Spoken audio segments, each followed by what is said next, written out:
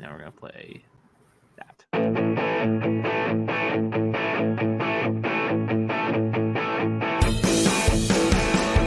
You're tuned in to the Foxboro BeatCast, a podcast for Patriots fans by Patriots fans. And here's your host, Kaleb McChesney.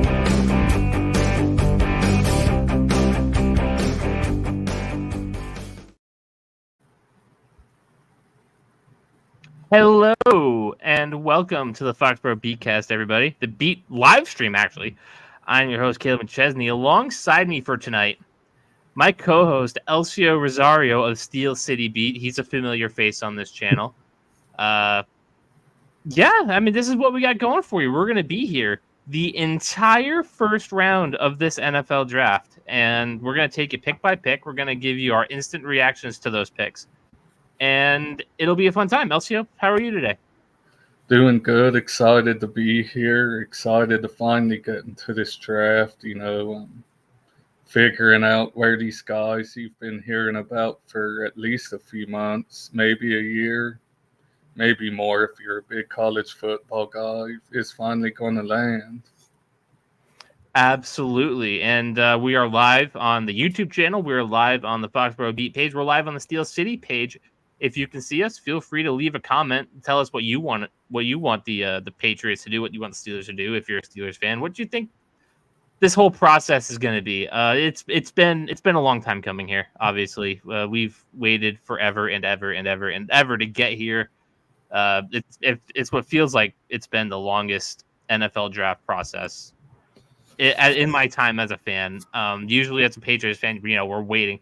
You as a Steelers fan, you probably get this more. You guys wait until the 20s and maybe even the 30s, waiting and sitting to pick. And now we're up here at 3 overall. We're going to be on the clock here within probably the next hour or so. Tom Pelissero obviously reported what the pick was going to be already,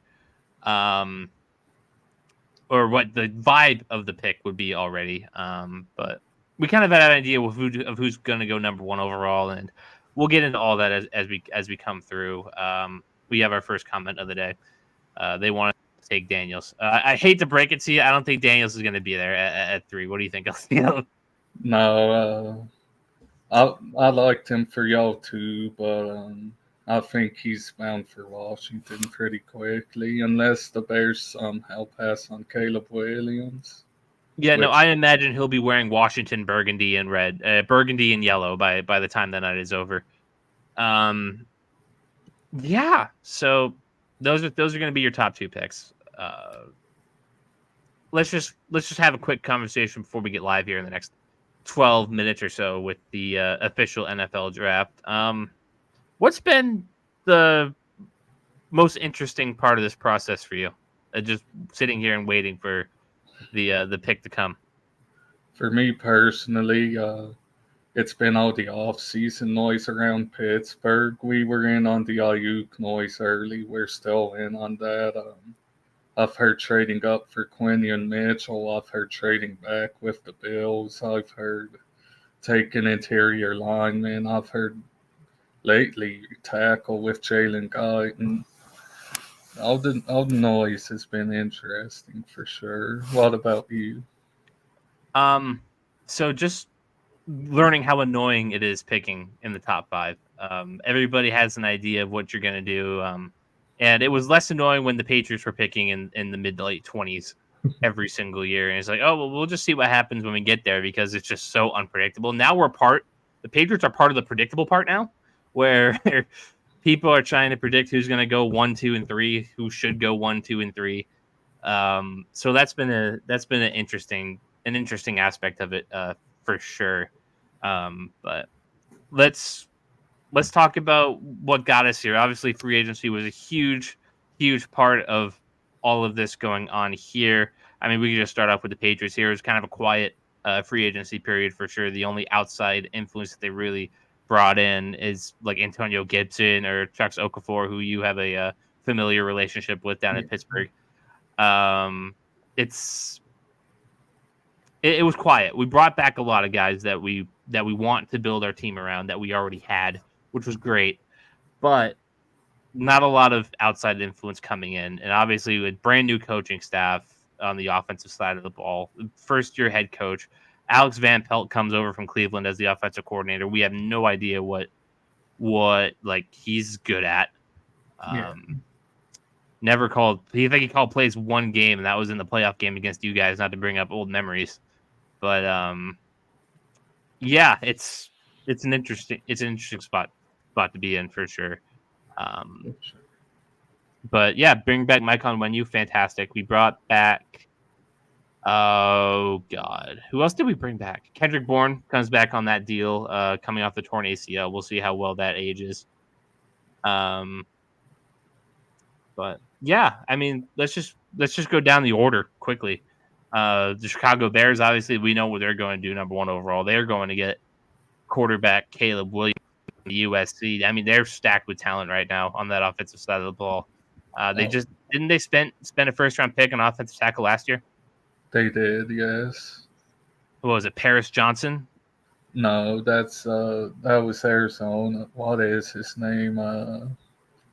Let me go to that pretty quick. 2023 Bears draft.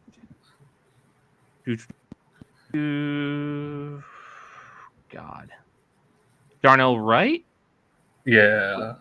Yep, Darnell Wright. Okay, yeah. So they got him in the first round last year. They went and got Keenan Allen this year.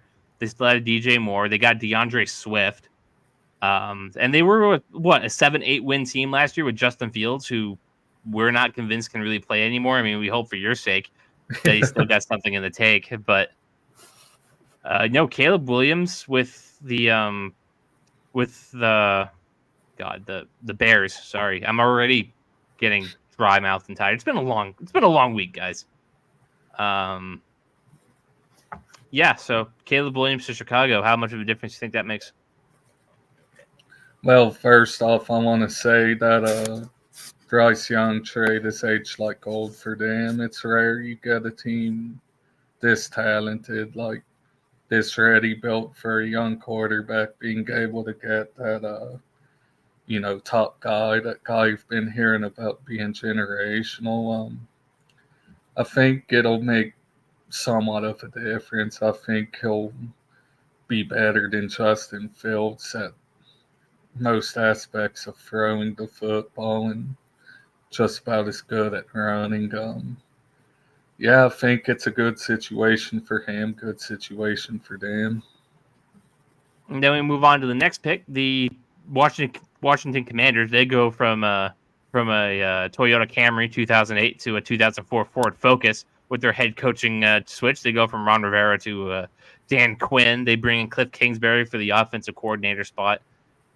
They still have a couple of talented options on that offense with Terry McLaurin, Jahan Dotson, Logan Thomas, Brian Robinson. The offensive line can still use some work. But another team that's obviously going to go quarterback, that's not going to be trading out of this spot that we know. And they've met with about every quarterback not named Kaleb Williams, because Kaleb Williams obviously knew he was going to go number one. He turned down the offers for interviews. And the rumor has been for the longest time that it is going to be Jaden Daniels of LSU.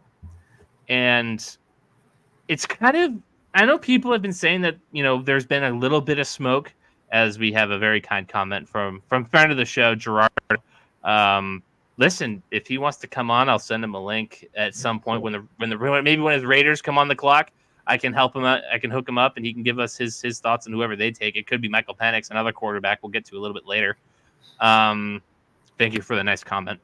So yeah, Jaden Daniels in Washington, despite the smoke, JJ McCarthy maybe shooting up boards like 2017 Mitch Trubisky did. I know you remember that draft.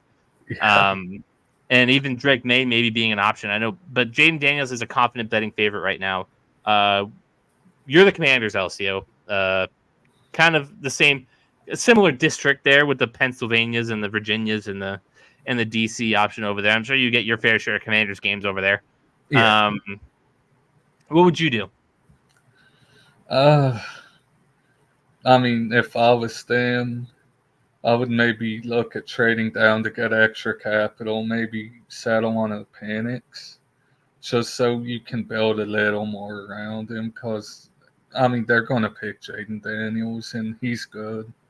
He's really good, deserving of the pick, but he's going to be behind a fairly bad O-line, probably having to throw the ball a good amount because their defense isn't the best. He might struggle. And, I'd like to try to build the team around the quarterback if I can, but we'll see what they do with it. Are you confident that they're going to take Jaden Daniels at 2? Oh, fairly, yes. So you don't think they're even like really considering Drake May or JJ McCarthy? I think they might have considered JJ McCarthy for a second and maybe Drake May, but I don't know. I feel like it's just a match made in heaven for them and Jaden Daniels, one of those faded picks of destiny like us and Najee. God, I remember that. I was calling that for months and months and months and months and months. And you went and did it. Then obviously you have the Patriots pick that we've gone over ad nauseum here. We think we're pretty confident at this point that the pick is going to be a quarterback. I think that's all but said and done. I think you can count out Marvin Harrison Jr. I think you can count out Joe Alt. Unless the Minnesota Vikings or somebody comes in with just an offer that the Patriots can't refuse, I think they're going to be sticking and picking at number 3. That's been the reports all day. And at that point, you have your choice between Drake May and JJ McCarthy. Tom Pelissero today, within the last hour, has reported that the pick will be Drake May at a UNC. I see him on my TV right now, looking like a stud. Can't wait to see him in that Patriots navy blue. Again, I'll pick the same question as we did for the Commanders. Drake May, JJ McCarthy, you're the Patriots. What do you do and why? I was the guy making the case for JJ, but that's just because I like JJ McCarthy. For y'all, definitely May. He's got the physical traits a bit more than McCarthy to kind of try to succeed regardless, because, like you said, new coaching staff, new front office, we don't know how you're going to develop a quarterback. And May's a bit raw, but that's why you signed Jacoby Brissett. If comes up, he's not ready yet at camp. Find Band-Aid, find Bridge to kind of keep the seat warm until May's, ready to. And we have a comment that I thought was interesting. Stay away from the quarterback in the first round unless you trade down and get 2 first-round picks. And the offer was, I think, for Minnesota that you could have gotten 3. You could have gotten the 11th pick, trading down. You could drop 8 spots. You can get that 23rd pick that they traded for from Houston, and then you could get the Minnesota Vikings first rounder next year. And we know that the quarterback that they wanted was Drake May. Josh McCown coached him in high school. The connections are there. And I don't know if you've noticed this, Elsio, through our interactions, but I was on team trade down for a hot second. You were, yeah. I thought that you could trade down, you could get your offensive tackle, you could get Michael Penix Jr., and you can get a good wide receiver in round 2, and it would all work out splendidly. Obviously, the Patriots don't feel comfortable with just that and just taking Penix, the tackle, and missing out on Drake May. They believe that there's something more with Drake May, as many people do. Some people have him as QB2. I know somebody who has him as QB1. That's an interesting take. I think is going to pan out. I think you're going to have a lot to cheer for anyway. I don't want to forecast too far in the future because this team is still so raw. It needs to be built up. There is no foundation by any means. I mean, your best offensive player on the New England Patriots, if you wanted to tell me who it was, I'll say, who do you think it is? Best offensive player. Best offensive player, Kendrick Bourne. No, it's Mike Onwenu, right tackle. That's right. Yeah, it's David Andrews, the center. It's Ramondre Stevenson, the running back. Tell me how sustainable that is. In today's NFL, not fair. It's Hunter Henry, the 31-year-old tight end. How sustainable is that? So I think getting the quarterback right is huge, and if they believe that much in Drake May, then that's the pick, and I am 100% with it. As Christopher comes in, says what's up, sends his well wishes. We thank you for the check-in. Give us your thoughts. Again, we will read comments that we find interesting. We'll talk about them. And I don't want to go too far in the future, so I guess we could go to 4, 5, and 6 quickly. Arizona at 4.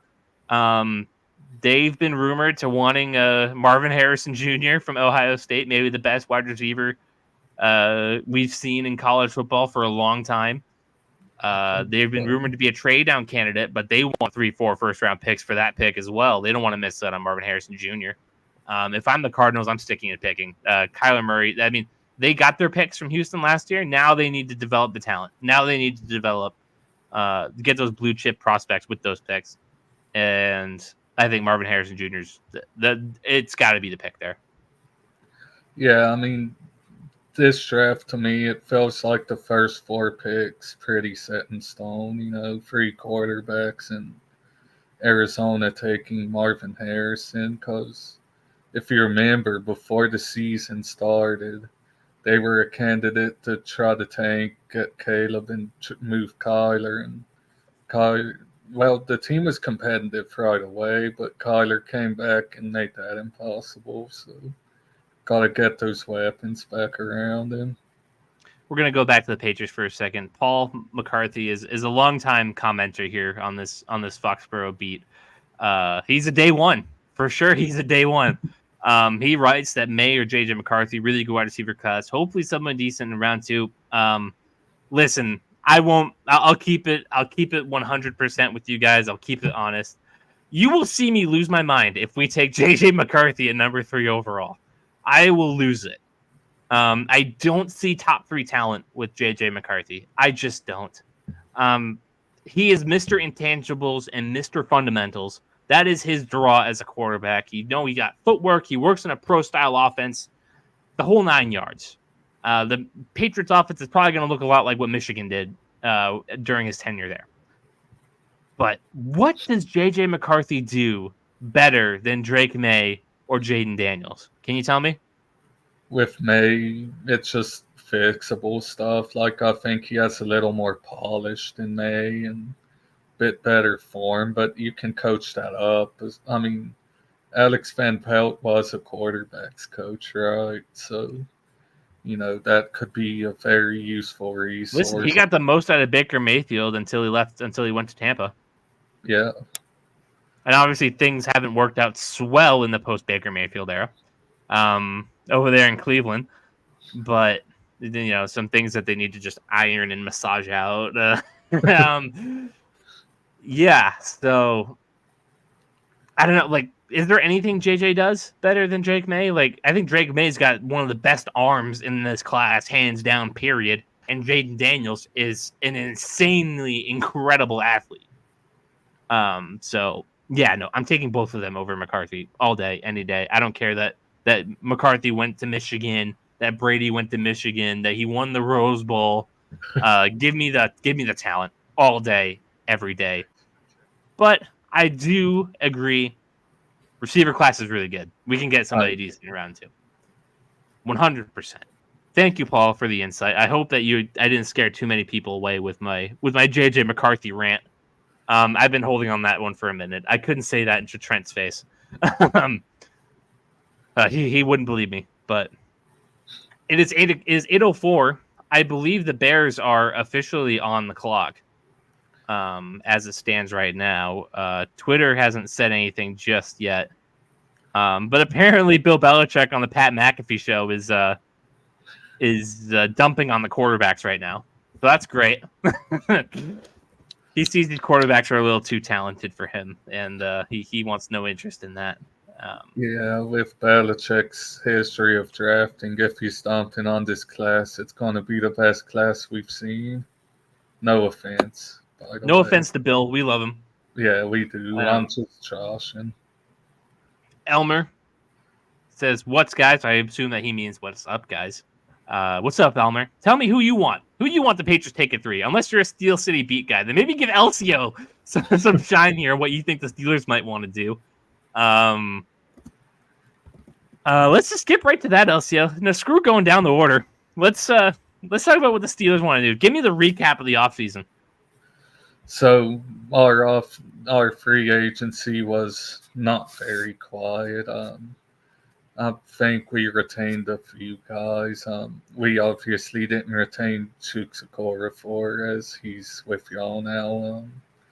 Bringing in Russell Wilson on a cheap little $1 million deal while Denver basically pays him to play for us. Trading a conditional 5th, 6th for Fields, which I thought was pretty good. Fun little tandem. Obviously, got rid of Kenny Pickett. He's in Philly. Traded Deontay Johnson, which that was a move that was a while coming now. There was a lot of noise about What did you get for Deontay Johnson? a cornerback and like a late draft pick. Yikes. Sure. Yikes. Yeah, I don't think we were able to maximize his value. We got Dante Jackson and a 6. We swapped a 7 for a 6. So we'll see how that goes. Obviously traded for Justin Fields for what, a 4th round, 5th round pick? Yeah, something like that. Am I missing anything? I covered Russ, covered Patrick King. Queen, right? Brought in Patrick Queen. I knew it. That's how you stop Lamar Jackson. I love that because not only did we get stronger, inside linebacker was something we needed, but it made the Ravens that little bit weaker. Obviously, they still have Roquan Smith, but losing Patrick Queen is a big loss. It is. I mean, was Patrick Queen their middle linebacker 1? No, but losing him as the 2 still hurts because obviously, as much as I hate the Ravens, shout out to Roquan Smith, one of the best. I've been hearing all kinds of stuff about this pick from Pittsburgh media. There's been the idea floated of Brandon Ayuk. I don't think I heard us being in on the Keenan Allen talk, but I could be wrong. I've heard interior line, which we need. Graham Barton, Jackson Powers. I mocked you guys, Graham Barton, today. I co-sign it. It's come out recently that Jalen Guyton's a big favorite for that pick, the big tackle out of Oklahoma. We're in the Ayuk talks again. As the Patriots are too.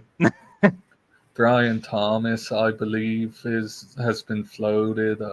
Corner, I've heard trading up for Quinyon Mitchell. So there's Eminem on the stage. Have to do it in Detroit. I imagine that he'll be saying the Bears are on the clock. I don't think he's announcing the Bears pick as a Lions fan. No, I would hope not. God, I don't realize how short Eminem is. He stands next to somebody of regular stature. But what do you want the Steelers to do at 20? What's your heart? What's your gut? Or was it 20? Is it 23? I forget. It's 20. Okay. If we're sticking, if we're not trying to trade up for Quinyon Mitchell, I'll take an interior lineman. I know there's going to be some argument about the value of IOL in the first, but I mean, if you want the best of these guys, picking at 20, got to reach a little because by the time we're there in the second, they'll be gone. So no, I'd for be sure. happy with Graham Barton. So you want interior offensive line or corner? That's what you want to do. I do, yes. I remember last year we were not live. We were sitting here in this room, and you were very apprehensive to trading up for Broderick Jones and passing on what eventually became Patriots cornerback Christian Gonzalez. What do you make of that pick now in hindsight, a year ago? In hindsight, I'm happy with it. I still would have loved to have had Gonzo. I think That's okay. We'll take care of him over here. But Broderick Jones was probably our best offensive lineman, and it worked out because JPJ somehow fell to the second. I guess we worked our black magic or whatever, or voodoo on these other teams, and they just passed on the second or third best corner in the class. So, in hindsight, love the pick, hate my reaction to it. So we won't expect anything crazy like that tonight, right? No. Great. I'll be fairly supportive. Listen, I will give you free reign to lose your mind if you like take Bo Nix or something. Yeah. That's the only case I would. I feel like I'm already been talking for like 4 hours and not a pick has gone by yet. They're bringing out Barry Sanders, the current Detroit Lions roster. Like, I don't care. Tell the Bears they're on the clock. Good Lord. Yeah, I mean, it's crazy with the first pick because you can know for months what the pick is, and they'll still stay on the clock for 8 minutes. I guess they just like to build the suspense or something. Look at this. We already have a prediction for the 2020 NFL season. Paul McCarthy, once again, says he thinks the Eagles are going to be right in the mix to go to the Super Bowl again. I think they really need to address that interior offensive line this draft. Losing Jason Kelce is huge. A lot of the offensive line is getting really old. They need to get some presence back in there. And they gotta find a new gimmick. The tush push is gone. Is it? Yeah, they banned it. Oh, I thought they let that slide. Okay. I think they banned the brotherly shove this year. The brotherly shove. That is interesting. I've heard that they want to move up. I'm not sure for what. I've heard the Eagles want to move up. And the Bears are on the clock. It is 8:12, 12 minutes past 8 o'clock. And the Bears are finally on the clock. And I guess I'll debut the ticker. I'll debut our ticker. That's fine. I don't know how long I'll keep it because it is kind of a pain to edit over and over and over again. But see that? I already know who they're going to take. Yeah. I already know. Kaleb Williams. It's Kaleb Williams out of USC. Everybody knows it. Everybody knows it. Something I'm not sure if it's relevant, but to look out for if you're getting disappointed because Roger Goodell's only shaking people's hands. He had back surgery, so the hugs might not be viable tonight, sadly. Yeah, he just had back surgery? Like 3 weeks ago, yeah, so they don't know. As a Patriots fan, I kind of hope somebody gives him the old bear hug. Squeeze, yeah. No big deal. Obviously, we mentioned the folks that we have on the ground there, our ground troops there in Detroit. We have a couple there. We have Tristan, who's a comment on the beat sides. We have Brian, who was here the Steelers week because you left me hanging out to dry. And we have Trent out there, who's been my co-host since January. We have Cam, who is going to be here, but instead opted to go to the draft. So we got a couple of people. We have a couple people down there. We might hear from some other people as well. If the Broncos take Bo Nix, I know we're going to have a Broncos representative come in here. I think we're going to have a Giants guy come in here later. It's going to be a fun show. It's going to be fun. It's going to be great. As we sit here, it's 8 minutes until this pick gets in, even though it really should take. I really wish that we didn't make this thing crazy as it is. I really wish we would just slide in with the pick and keep it rolling. But, what am I going to do? Yeah. We have questions, again, as we wait for the Patriots to come on the clock here. It'll probably be another 20 minutes here. What is your prediction for the Patriots this season? 7 wins would be realistic, I think. I think you're aiming a little high. A lot of this offense is going to be rookies. It's going to be unproven players. It should be better than it was last year. I said that last year about the year before, and look how well that went for me. 7 wins, that feels like the ceiling. I think you're looking at 5 wins, 5-6 wins. It's a tough schedule too. We play the NFC West, the AFC South, I believe.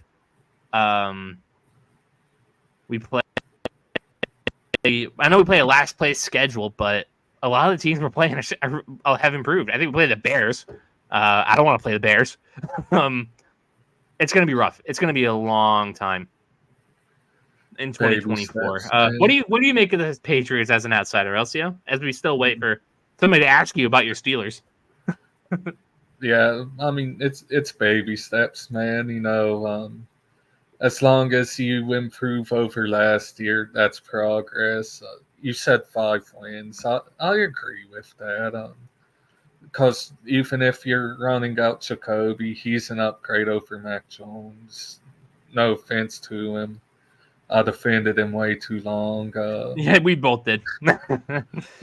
Yeah, I mean, I think, like you said, inexperience, you're going to be a pretty young team, especially on the offense.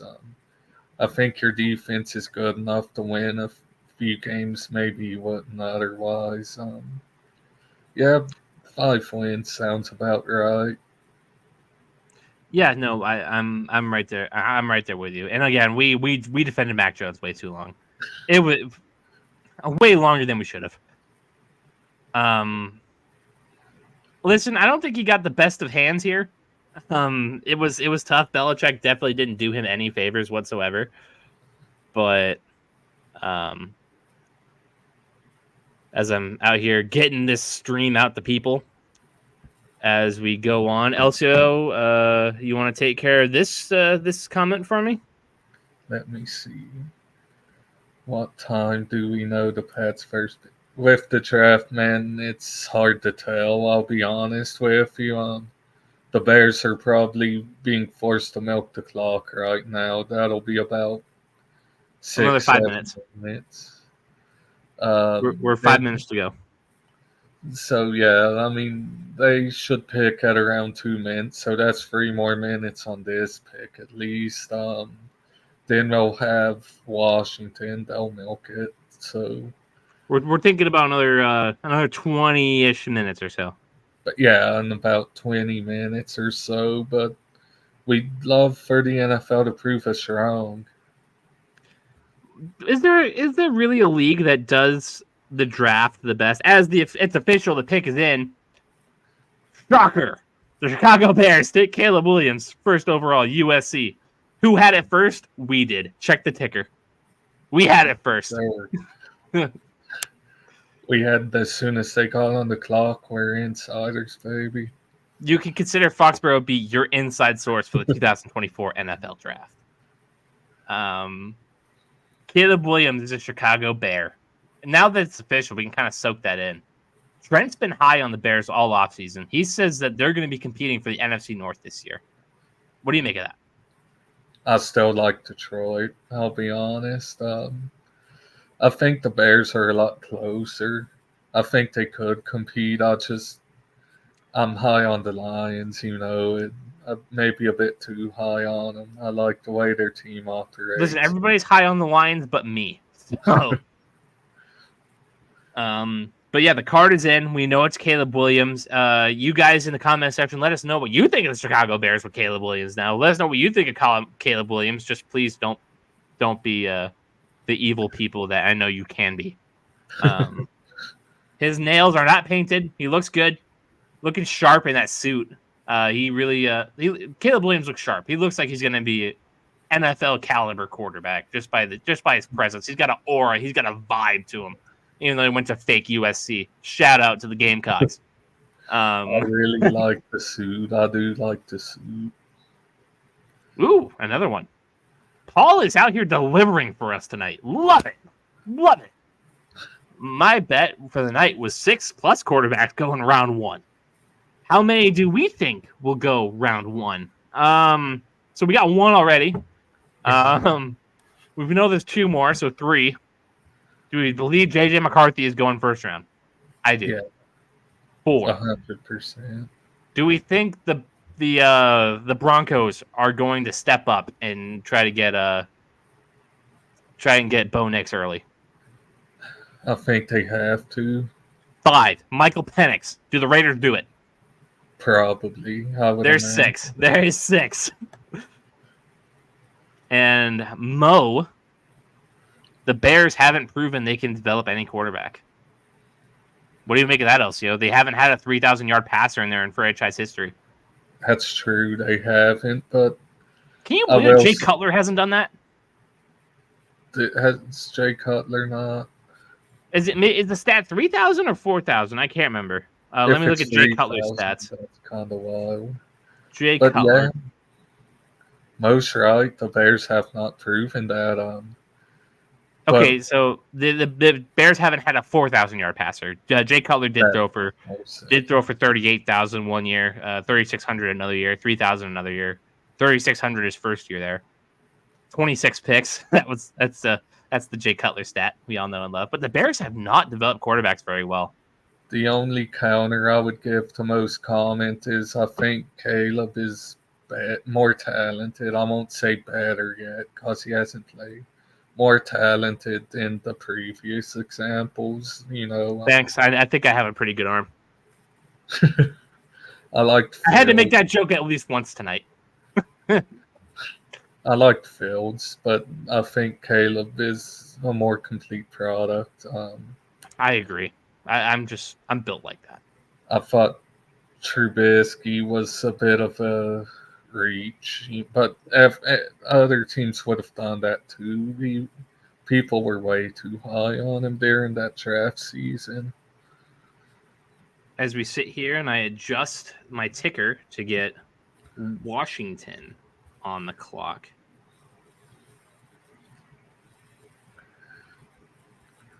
This is going to be annoying. Maybe I should just get rid of the ticker. Turning it off and back on, off and back on. And I even wrote it wrong. Yeah, no, I'm not doing the ticker. It's just too much. It's too much work. If you want to know the picks, then Google it. Yeah. We'll try to keep we'll do our best to keep you updated, but I can't promise that we're going to do this ticker thing over and over and over again. Sorry, go ahead. Nope, no, you go ahead. I was done. I had my rant. I was going to say not to get us off the draft, but I want to say I lost it. I saw a tweet with A.J. Brown getting a pretty big extension, so that might. Did he just get a big extension? I believe I did see that. Yes. I haven't got it on my feed yet, so we'll hang tight there. What I wouldn't do to have A.J. Brown in New England. And to think we had that chance. Ooh. Okay, no, half hour ago, Ian Rappaport said that A.J. Brown, 3 years, $96 million. Checks out. He's a great player. Poor San Fran. They're going to have to trade Ayuk at this point. I'm down. I'm okay with that. Just a reminder, this live stream is sponsored by Belly Up Sports. You can catch a lot of good sports content on there. There's been a bunch of Patriots mock drafts on there. I know I write about Patriots consistently, as much as NASCAR is now kind of taken over my attention lately. A lot of good content, a lot of good podcasts over there. Go check them out. They're wonderful people. They're fantastic people. As we get here, we have 12 people in the stream. Say hello. Give us your thoughts as you enter. Give us your comments. We'll read them. We'll talk about it. We'll talk to you. As we sit here and wait for the Commanders to tell us who they are taking. I 100% believe that this is Jaden Daniels. Yeah, I don't see any reason to disagree at all. They're on the phone. I assume that they're talking to the prospect right now. I don't know who. I think that might be the new GM over there. Was it Adam Peters from San Francisco? Was that his name? Yes, I believe so. He was a pretty good hire, I think. Oh, we got another comment from Paul we'll get to very quickly before the Commanders get on the clock. Elsio, this is about your Steelers. What happens to Justin Fields now if the rumors are true about the Steelers turning down the fifth-year option? I think it's better if you explain it than I. I think we both know what turning down the fifth option means. I think what the plan is, because with the fifth-year option, you're still paying top draft pick money. We're probably going to try to talk him down onto a backup pay scale while Russ is here and go from there. That's my reasoning for it. I don't think declining the fifth-year option really means anything. As it's confirmed, the Commanders will take quarterback Jaden Daniels from LSU. No surprises there. No. And now we all know what that means. The New England Patriots are on the clock. Here The we first go. top 3 pick since Drew Bledsoe was drafted in 1993. I didn't know Bledsoe was the top 3 pick. He was the first pick. That's crazy. He was. And he was pretty damn good. Yeah. Until he had gotten hurt. No, Drew Bledsoe gets a bad rap, as the Patriots are officially on the clock with Jaden Daniels now as a Washington Commander. The Patriots are on the clock. I remind you. Tell us who you want them to pick. Deliver it in the comments right now what you want the Patriots to do, what you think they'll do, what you don't want them to do. We'll read it all as we wait. If Harrison is there, would any of y'all take over any quarterback left? As the Patriots, no.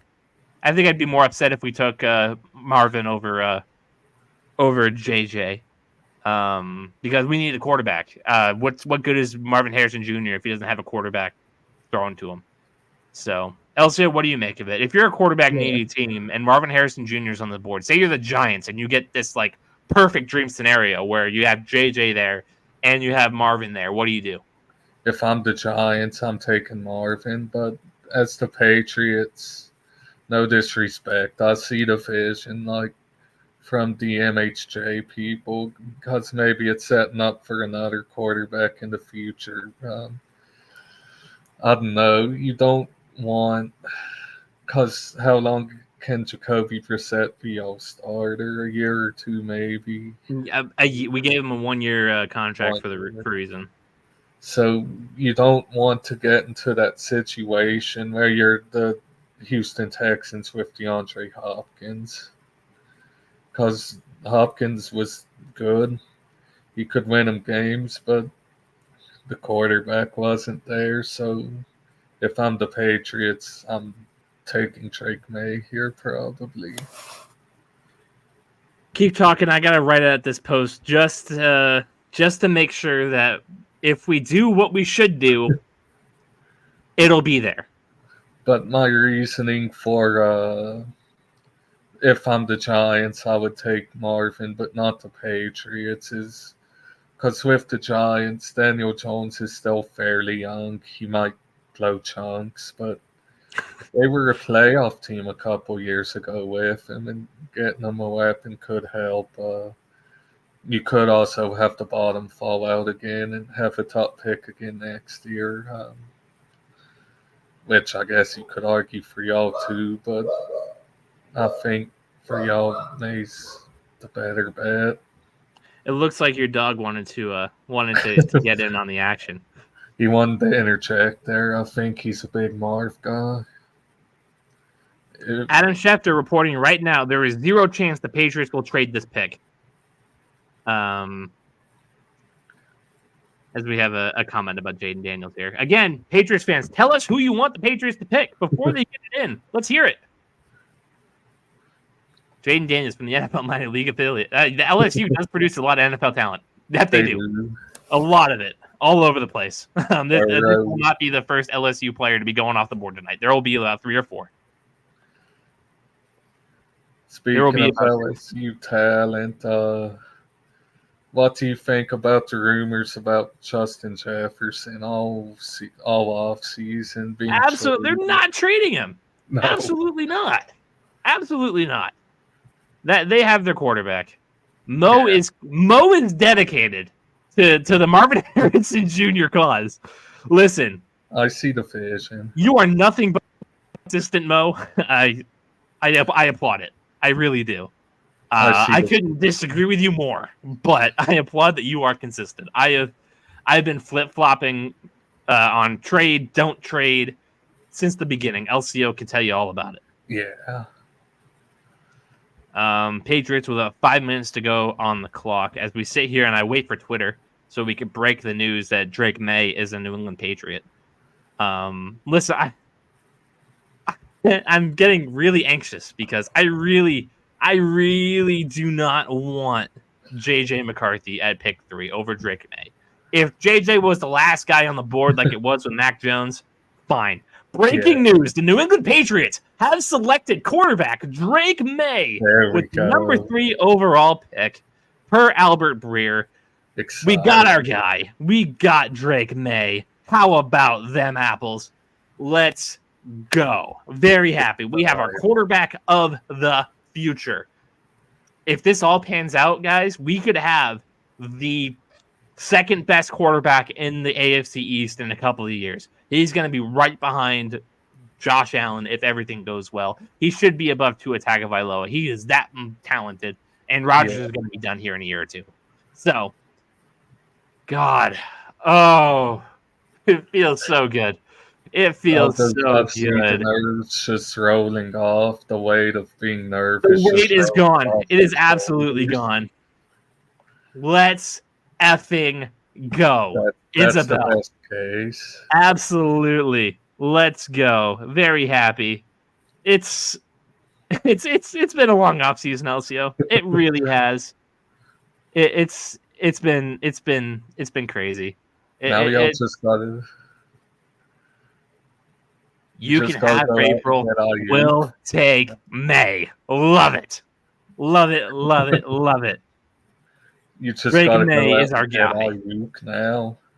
Yeah, we could very well get Ayuk there. But now is the Cardinals on the clock. Not to take away from, the May hype and the Cardinals being on the clock, but something I saw 3 hours ago.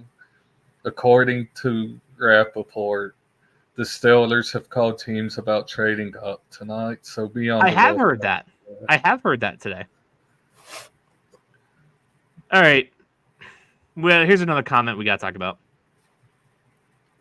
We got to talk Mo into being on this Drake May hype train. We do. We got to talk him into it. Elsie, what can you say to people who are apprehensive about passing on Marvin Harrison Jr. for Drake May? I mean, I get the point, right? Choo-choo blows, blue, stink, stunk, whatever the saying was last year. But I like Kendrick Bourne and what's his name? Pop Douglas. Pop Douglas. And you could very well still get a top-notch wide receiver 1 type at 34.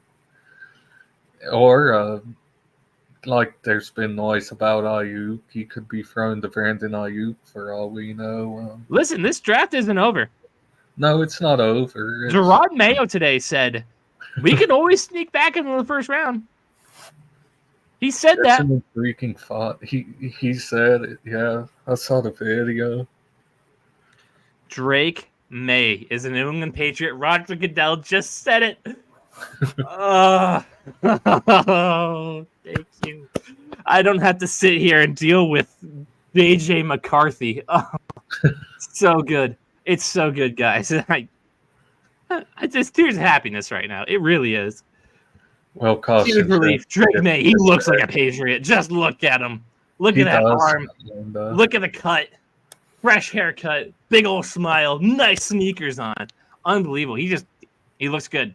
He looks great. He does look like a New England Patriot. That's looks confident. Crazy. Looks real confident. I like the pick for y'all. I would have liked Marvin Harrison more than you did, but I think quarterback was the right move. Absolutely. 100% could not agree with you more. Drake May. Bringing the Mayflower to New England. The Mayflower. It's landing.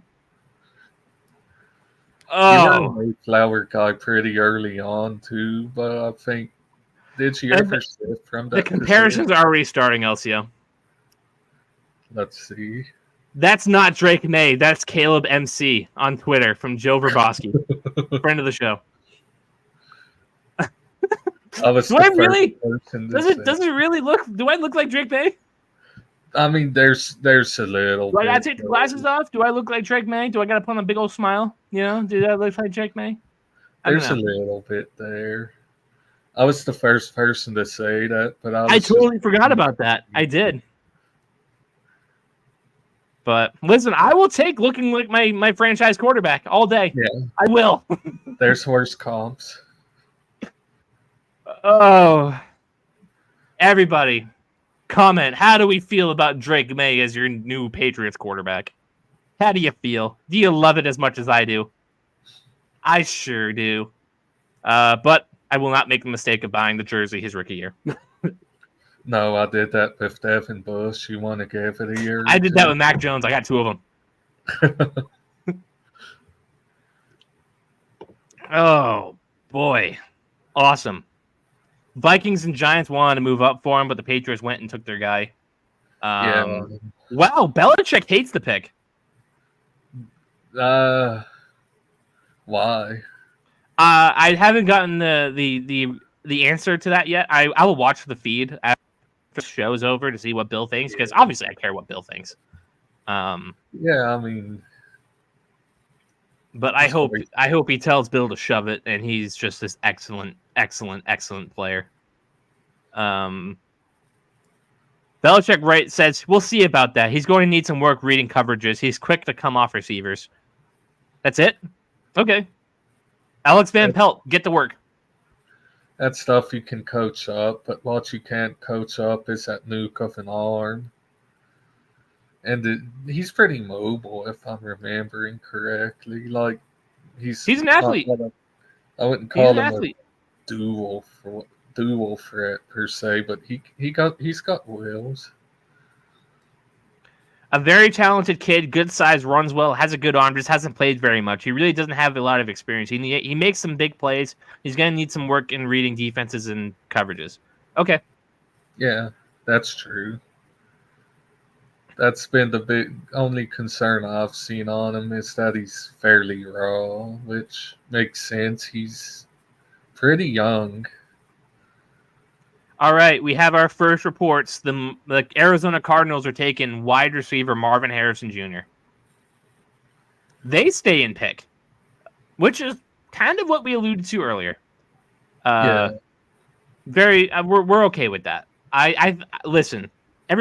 Everybody who knows me knows about the soft spot I hold in my heart for Arizona sports teams and the Arizona Cardinals in particular.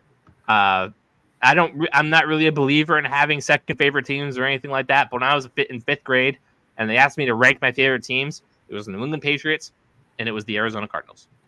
So I really want them to do well. I do. And I think they took a big step in the right direction last year. I think they lost a lot of close games, and obviously they didn't have Kyler Murray until November. And I think they went like 2-2 or 4-2 or something like that with Kyler when he came back. But Arizona Cardinals, they go and they get Marvin Harrison Jr. I think that's going to work out pretty well for them. I have a soft spot for him too after what Santonio Holmes did to their state collectively. That's harsh. That's harsh. The people of Arizona don't deserve that, man. They've had a long week. They've had a long couple of weeks, Elsio. They just lost their hockey team. But they get Marvin Harrison Jr., who, they can flex and say probably will be better than Santonio Holmes ever was pretty safely. Listen. As a big Santonio fan. Paul. I am. I'm very happy with Drake May. Elsio, can you attest to just how stressed I was like the last 2 weeks? Yeah, I mean, as soon as the pick was made, you're celebrating. I saw, the weight of the world rolling off your shoulders because you've been pretty nervous about the possibility of Marvin over Drake May and JJ over Drake May, or yeah, it's so good. This has been a big stress relief for you. It's so good. We got our guy. We got Drake freaking May. If it helps, the last time I was this happy about a draft pick, we had taken Chase Claypool. Oh, I remember that. Not to put a cloud over your head. I'm sure we can scroll through Steel City Beat and get that clip. I truly thought he was the next Calvin Johnson. Look, he looked really good here too. Yeah. but turned out to be a flash in the pan. Now, like, he went to Chicago, he sucked. You guys got like the top of the second round for that. We got Miami, and he was nothing. But I think Drake May will turn out better for y'all than Claypool turned out for Really us. turn out better than Mac Jones. He already is. Wow. Says the second biggest Mac Jones defender behind me. I mean, I'm sorry. We got to lean into the memes at this point, man. We do. We're waiting on the Chargers pick here. I think this is where you're going to see the first trade, right in the next couple of picks. Minnesota. Chargers are still on the clock as it stands today. As it stands right now. Great candidate. Boy. It's now what do I do? Like I expunged all of my energy. It's gone now. Now you watch the rest of the draft without a care unless you trade up. Which we could do. Yeah. Which we could very well do. I found it intriguing that Gerard Mayo said that at that draft party. Like, it's definitely a possibility. Never have the Patriots been open. Hey, I mean, maybe you'll have the Steelers like transformation. Omar Khan, or the Khan artist, as we love to call him, turned us into a more aggressive team. Maybe you show signs of aggression in this first round. Ruthless aggression, as John Cena once said. Massachusetts native. Oh, Drake May. I love the sound of it. Love the sound of it. But Maserati Marv going to the desert. That's going to be fun. From what I saw, the Giants and Vikings were both offering, quote, huge packages. Listen, I'd be very okay with huge packages for Drake May. I would have been okay trading down. Yeah, I get staying. Drake freaking May, dude. He's Drake freaking May. He's the Mayflower. His last name literally made him a New England Patriot, because nowhere else in the NFL would the Mayflower work. Seriously. No chance. What a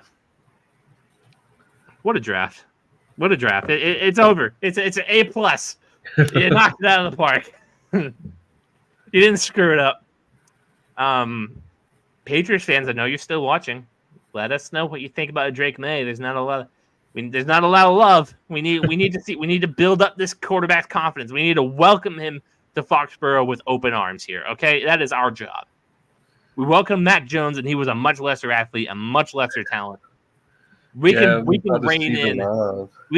in Drake May and give him a big old hug, as Rand Paul once said to Chris Christie. Give him another big old hug.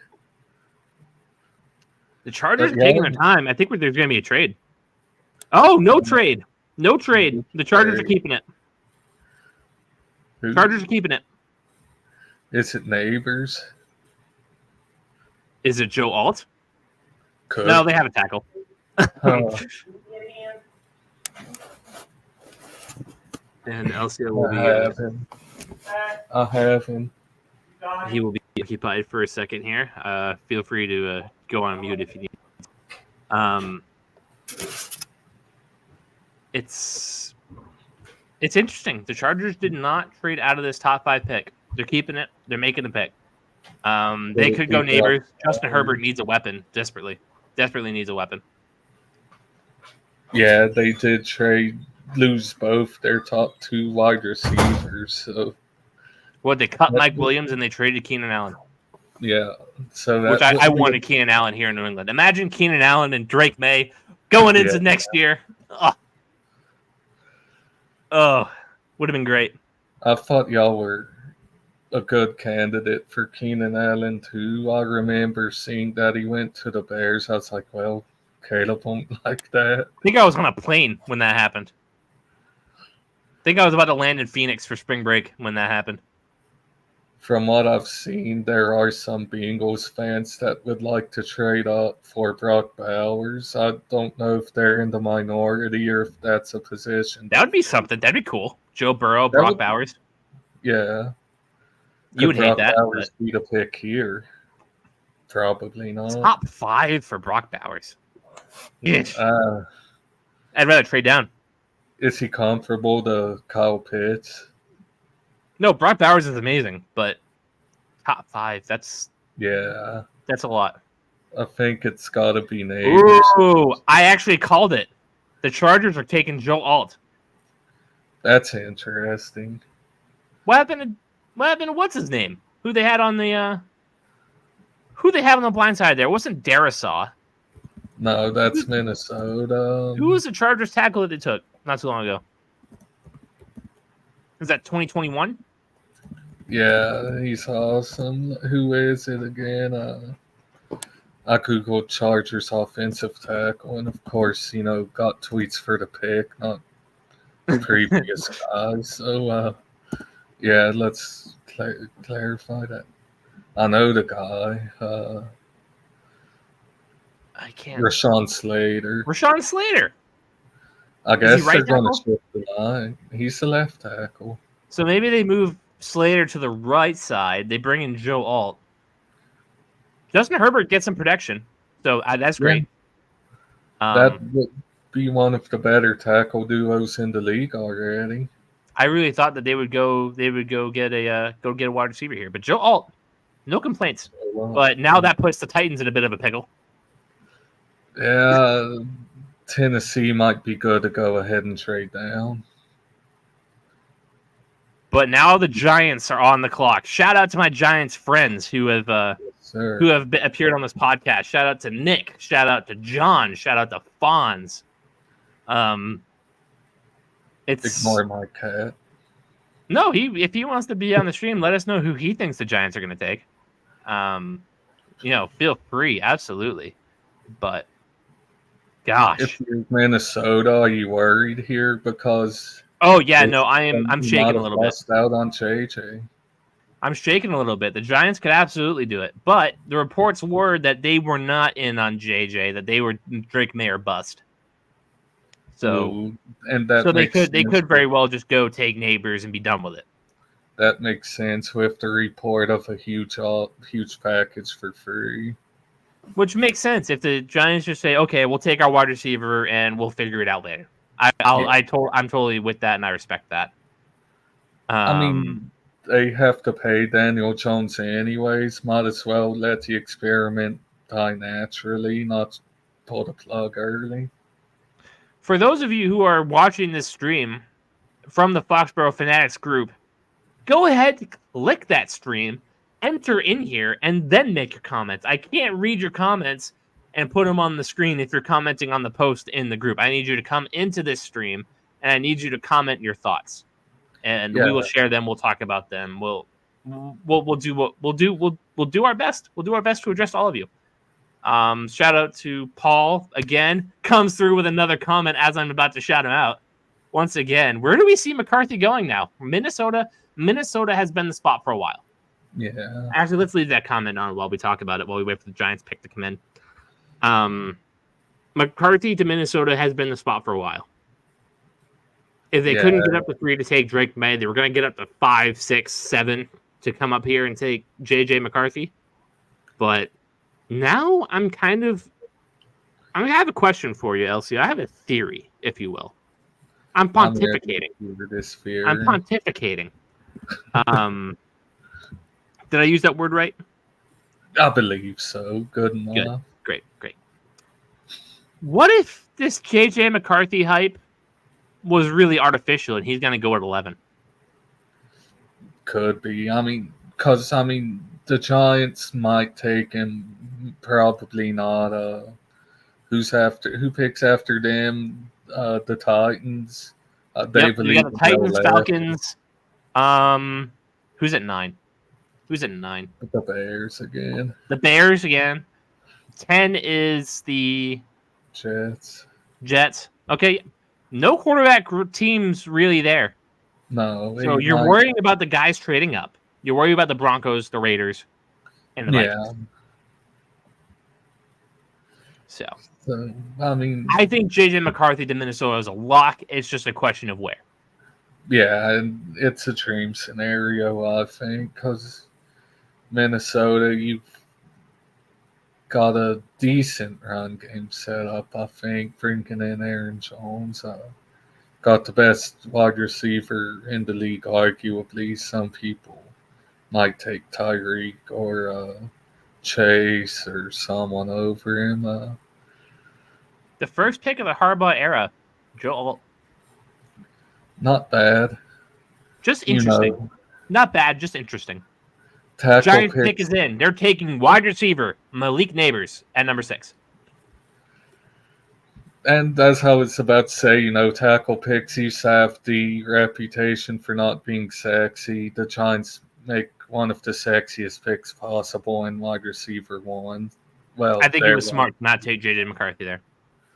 I do too, because what did they have to offer him? A bad line, bad weapons, not the best defense, probably a bad run game. I don't know who they brought in to replace Saquon. Me neither. Did they bring anyone in? I think they did. Giants fans, can you come in here and tell us?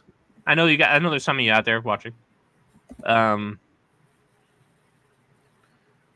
Singletary, apparently. Oh, gross. Yeah. Gross. No. So don't love that at all. So that would be a hellscape for JJ to have to land into. Would have been a hellscape here too. And listen, Drake May is entering a hellscape for sure. But his plus traits, his elite arm, top of the class. Some people say the best arm in the class. As JJ McCarthy is sitting there nodding, like he was expecting to go in one of these spots. Listen, I was too. I was anxious that he was going to go in one of these spots. Now he gets to sit here. He gets to think about why he's the last quarterback taken, and hopefully it motivates him. What if it's worst case for him and he turns out to be the Will Levis of this draft? What if he fell to the second? Can you imagine? That would be, I don't know, that would be too much. I mean, this pre-draft process, he was always, a first rounder. No, he was he was a second rounder to start, and then the hype came in. Everybody started watching the film, as Trent said, and realized that he was a first-round quarterback. I don't think he's a franchise quarterback. I'm not taking him in the top 3. But if you're Minnesota, your other quarterback is Sam Darnold. Yeah. As much as I'm a Sam Darnold believer, I always have been. He got stuck with Adam Gase and Matt Rule, of all places. Yeah, we support Sam Darnold here. Good guy, probably. Malik Neighbors, wide receiver, going to the Giants. Very happy for my Giants friends. Very happy. Yeah, that's the best wide receiver they've had since Odell. 5 years. Yeah, since Odell. Another LSU product, by the way. Yeah. LSU, wide receiver university, man. Jarvis Landry, Odell Beckham Jr., Justin Jefferson, Jamar Chase, and Malik Neighbors, soon to be Brian Thomas. And he's likely a first-round pick, too. We will have a Giants guest on shortly. Yes, sir. We will have a Giants guest on here very soon. He is keeping company with the Broncos fan who is sitting anxiously, just hoping to God it's not Bo Nix at 12. Shout out to the random tweet from Taylor Kyles that says the Patriots should send the Commanders a fruit basket for gifting them Gonzo in May. No kidding. Gerard Mayo, as we bring it back to the Patriots here, because this is a Patriots show. Gerard Mayo says the Patriots are not anointing Drake May as their starting quarterback. It's Jacoby Brissett.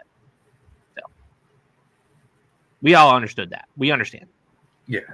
But Drake May he's coming for you. Yeah, I mean, since that was said, how long realistically, like just based off projections, because we're not future seers or whatever. How long do you believe it would take for Drake May to win this job?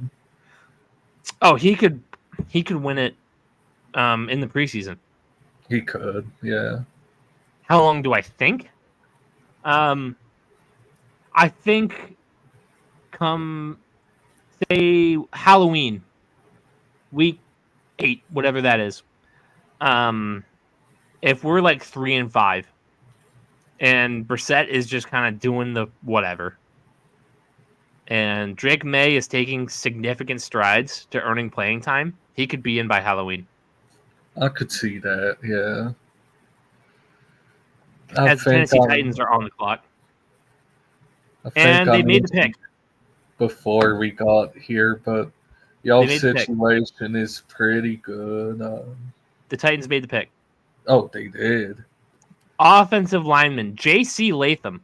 Obviously, Joe Alt was kind of just robbed from them at pick 5. They're kind of upset about that. Sorry, but I'm used to NFL teams taking forever. They were straight to the point. Not bad for yapping. Yeah, no, dude. Seriously, quit yapping. Elliot Wolf says that the Patriots knew for weeks that Jaden Daniels would be the pick for the Commanders at 2. So I can't wait to rub it in Trent's face that J.J. McCarthy was never going top 3. No. He was never going top 3. But I mean, but this pick, they wanted Joe Alt. That's pretty clear. Didn't get him. So they got the next best thing. I like J.C. Latham. What do you think? Do you know much about him? I know he had probably the widest range of any player in the NFL draft. I saw him going top 10. I saw him going 28th on our Foxboro Beat mock draft. We had him going to the Ravens at like 28, 29. So I'm taking the glasses off. They're starting to irritate my ears. But yeah, widest range of the entire entire draft, and he goes on the high end. So. Yeah, I was going to say we see he landed there on the high end for sure. And now the Atlanta Falcons are on the clock. Do they take J.J. McCarthy? No. They need to get Kirk some help. Yeah, because they just gave... How old's Kirk again? Like 38? 36? 35, 36? Like 36-year-old Kirk Cousins off an Achilles tear, a big contract. They can afford to waste the top 10 pick on a backup quarterback. They got to get better unless they want to waste their money. Dallas Turner is what I've seen mocked here. That's what I've been doing. I've been doing Dallas Turner. And I could see that. How about the upside of Laiatu Latu? I know he's an injury concern with that neck injury, but he could be the best pass rusher in this class. He could be. I mean, it really depends, because Dallas Turner's obviously talented. Do you want the safety and security of Dallas Turner, or do you want the higher ceiling, but you got to take a big risk to get it? And then, I mean, with Latu's injury, it was very much it was a neck injury. It wasn't a knee, it wasn't a hip, it wasn't an arm. So it's hard to re-injure that. But if he does get re-injured, obviously it's devastating. So, I don't know who the Falcons are going here. I don't think it should be on the offensive side of the ball, though. No. Their offense is pretty well settled. Drake London, Kyle Pitts, Bijan. They got Rondale Moore. Yeah. In the trade with for Desmond Ridder. I think they have another wide receiver, but I can't remember his name. It's not worth it. He's wide receiver 2-3 in Atlanta. But no, it was very, very, very good Very, very good offseason for the Atlanta Falcons. They went and nailed the head coach hire with Raheem Morris, and then they brought in what's his name? The offensive coordinator, Zach Robinson. Oh yeah, I wanted him. That's gonna look really good. Yeah, That's gonna be really good over there in Atlanta. I think they're gonna be the favorites for the NFC South this year. they should be. Tampa will keep it close as they always do. But Yeah, the Buccaneers like to battle and claw their way almost no matter what anymore. as we're still sitting here waiting for the JJ McCarthy pick, I don't think it's gonna be at 8. It's definitely not at 9. 10. The Jets? Could the Jets get silly? Could the Jets get a little weird? This wouldn't be the first time Aaron Rodgers watched his replacement get drafted while he was on the team. No kidding. Top 10, though, would be wild. But they could. I mean, how long does Rodgers got? A year? 2? 2. I'd say 2 years max. 2 years. I can see the argument for the potential of JJ there, but I think if you're the Jets, you opened a really narrow window, and you'd better get on maximizing it, because once it closes, you're boned. Trading for Rodgers was premature, I think. No, for sure. We're still waiting on the Falcons pick to come in. Obviously, J.C. Latham hasn't been formally announced yet, although it is just right now about to be. How loud are the boos? Can somebody tell me? Somebody in the comment section, tell me how loud the boos are. How loud was the cheer when we took Drake May? Also tell me that. As J.C. Latham, the pick is officially in. Will Levis gets some big-time protection. It wasn't Joe Alt. I'm sure Titans fans are kind of mad about that. Yeah. Sorry for the robbery that happened to you, Titans fans. Nobody saw the Chargers doing that. No, I thought it was receiver. I thought it was receiver or trade. Yeah, I thought it was a good trade candidate for sure. Think about this, Elsio. What if the Falcons go ahead and take Roma Dinze? Then Kirk Cousins has no excuse to throw for anything less than 5,500 yards. No kidding, right? He could be an MVP candidate. Yeah, I mean, literally, like, if they had kept Desmond Ridder and drafted Roma Dunze, I would say look for Desmond Ridder to make a jump, because all that talent's going to carry him. I think the ideal spot for Roma Dunze is wherever he goes, Michael Penix also goes. Yeah, I think if the Raiders go ahead and they take, oh my God, the pick is in. The Falcons are drafting quarterback Michael Penix Jr. What? Yes, Michael Penix Jr. is going ahead of J.J. McCarthy. Who dropped that? Everybody is. Dov Kleiman JPA Football was first, and then it was Dov. Or no, it was Tom Pelissero. No, it was JPA Football. Then it was Dov. Then it was Ari. Then it was Jeff Howe. Then it was Burt Breer. Oh Michael Penix Jr., number 8 overall. Can you believe this? He went over J.J. McCarthy. He went to a team that just spent about $100 million on Kirk Cousins. Falcons fans, if you somehow Good Lord. I'm sorry, your season's over. You're picking in the top 10 again next year. I think that's a little much, Elsio. That might be a little much. No, it is, but they wasted. Your team wasted a pick on you here, and I'm sorry for that. Unless they think Kirk's going to blow his Achilles again. I mean, you have Kirk Cousins for. Do they not expect Kirk to go the full 4 years? Maybe not. Oh, that's a 4-year deal too. That makes it worse. Unless they don't expect him to go the full 4 years. Yeah, they might not. I mean, listen, I am a big Michael Penix guy. Yeah. I love Michael Penix. He was my QB3. 4. When you count out, I had him over JJ, given circumstances.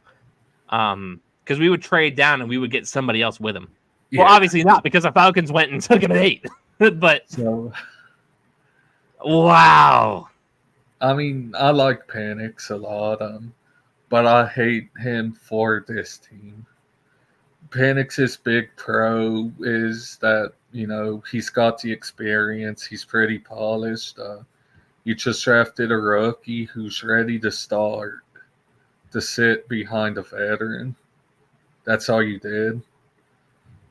The Vikings are sitting here and giggling. They are giggling right now. Do you think they gaslit the Falcons, maybe? They told them that they were going to take Michael Penix? Yeah, do you think that's possible? I'm not understanding. My Lord. Not to sound like I hate Penix, because I don't. I just don't understand the pick. That is crazy. But listen, if this pick works out and it's like Jordan Love-esque, the Falcons could be sitting pretty beyond Kirk Cousins. Yeah, for sure. I mean, I'm all about the upside here. I'm all about the upside. But it's definitely questionable. Something worth noting is Michael Penix is currently 23, which isn't too old. No, not at all. Compared to some of the ancient guys we've seen come out of recent. So, it's not like 1 or 2 years is going to be like, oh, now he's old and out of his prime. So I really want to hear the reaction of Falcons fans when they realize it's Michael Penix. Yeah, that shocked me a little. I won't lie. So they gave Kirk Cousins a 4-year, $180 million contract with $100 million guaranteed, and they still take a quarterback at pick 8. So where's Dallas Turner go? Has the defensive player gone yet? No When defensive does players the have gone first yet. Defensive player go? Oh boy, could be the Jets, could be the Bears. Yeah, I think the Bears could take an edge rusher. they could. Goodell is coming out. They announced the pick right now. Oh boy, That's crazy. I gotta listen to this reaction. I thought you were pulling my leg. I won't lie to you. Oh, it's mixed. There were a lot of boos. Oh, Yeah. brother. Kirk Cousins just got Aaron Rodgers in the top 10. Adam Schefter tweeted Morris loved him. I would hope so if you're going to use a top 10 pick on him after signing. But why did you Kirk. sign Kirk? Yeah, why did you? You could have got a cheaper option. Could have done like the Vikings and got Sam Darnold. I don't know. You could have traded for Justin Fields for like a 4th, 5th round pick and then have him stand in front of Michael Penix. Yeah, but then we wouldn't have the shiny toy, and I wouldn't like that. Gosh. Apparently, from Go ahead. 4 hours ago, the Bears have told multiple teams that they're willing to trade number 9. So we Could be a trade here. Here, No Denver. trades within the top 10. Could we see a Denver try to trade up here and maybe And they draft Bo Nix? Nix. Oh, brother. Listen, as a Penix guy, this couldn't be any better. But he's going into a loaded offense. But for the Falcons, oh boy. I mean, you get I would say Kirk's a pretty good guy to learn behind, though. Oh, absolutely. But it's a bad investment by the Falcons now. Yeah, it is. It's a bit. The team doesn't get better right now. Just like Bears pick is in. Pick is in. They're taking Roma Denze. Well, So- Caleb Williams is Rookie of the Year. So they go ahead and they get another wide receiver to add on top of that. Roma Dunze, Washington, wide receiver, the pick at number 9. That's crazy. Now they Penix, have Dunze, back to back. so the Bears got DeAndre Swift, right? And Keenan Allen, they have DJ Moore. Keenan Allen, DJ Moore, and now Cole Roma Kmet. Dunze and Cole Kmet. Bears might be up there to win the division. Bears might be up there to win the conference. And this is what's going through my mind right now. It was all smoke. It's looking like it, man. It was all just a show. Unless Can you imagine if Minnesota doesn't take him at 11? If Minnesota doesn't take him, he's falling to the second. Or they'll just take him at 23. They got the 23rd pick they do, yeah. To get him. But I forgot that Minnesota had 2 first-rounders. So Trent was not right that the league loved J.J. McCarthy. No, it's not looking to be so. Looks like they just liked him. They loved Michael Penix, though, didn't they? At least the Falcons did. I wonder how many teams were trying to trade up, like if any team knew the Falcons wanted him. I think the Raiders are really upset right now. If you're not Oakland, they're Vegas now. Look at me showing my age. What do you do now? If you're the Raiders? Yeah, JJ. Try to get JJ. I don't know. I mean, they got Gardner Minshew. They have Aiden O'Connell. They don't need a quarterback. I mean, they need one, but not desperately. No. They could go ahead and take a Spencer Rattler and hope for the best in round 2 or 3. But good Lord. Gerardo, back-to-back, another comment. If Minnesota doesn't take J.J. McCarthy, they were 100% in on other teams trading up for him and trying to fool them. Can you imagine Minnesota wanted everybody to jump up and take Michael Penix or J.J. McCarthy? I guess they'd be okay with Michael Penix going too, just so they could get like another wide receiver, just so they could get like another tackle or a defensive talent. Minnesota, the ultimate gaslighters.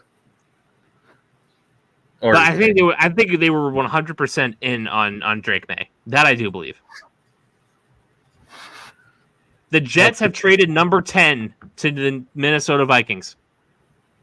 So Minnesota felt a little bit of pressure from the Broncos or the Raiders to get up here and trade with the Jets. Gotta be quarterback. So this has to be J.J. McCarthy. Yeah, has to. Because you don't move up a spot so other teams can't trade it unless you know they want what you want. I'm interested what this deal looks like. Denver and Vegas definitely probably want quarterbacks. So. Well, this trade was nothing. The Vikings are getting 10 and 203, while the Jets get 11, 129, and 157. Yeah, that's fine. I mean, you can't expect too much to move down one spot. And Paul is right there with us. He thinks that this is J.J. McCarthy. Has to be at this point. It's Bonix. That's it. It's the deal. The Jets have traded the pick. They go and get J.J. McCarthy. There we go. Number 10. He is the 5th quarterback taken? Yeah. One more Caleb for Williams, that 6+. Jaden Daniels, Drake May, Michael Penix Jr., J.J. McCarthy. J.J. McCarthy is the pick at number 10. He is going to the Minnesota Vikings, as we all thought it should be. Man. And they move up a spot for nothing. So could we hit 7 quarterbacks drafted in the first at this rate? You think Rattler will go first round?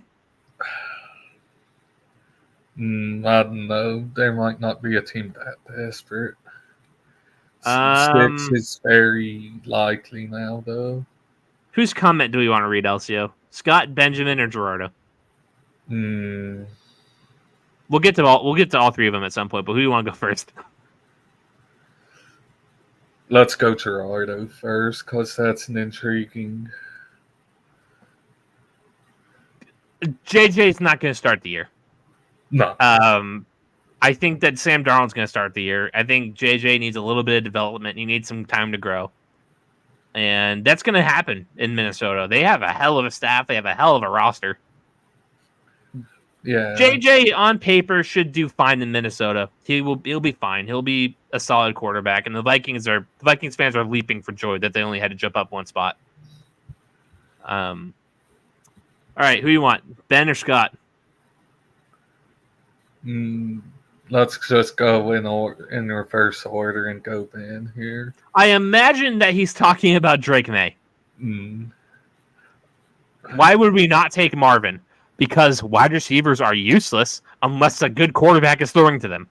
What good is DJ Moore when he had Justin Fields throwing to him last year? What good is Garrett Wilson when he had Zach Wilson throwing to him last year? Yeah. I can go on and on and on. Nope. I mean, yeah, you got to think, man.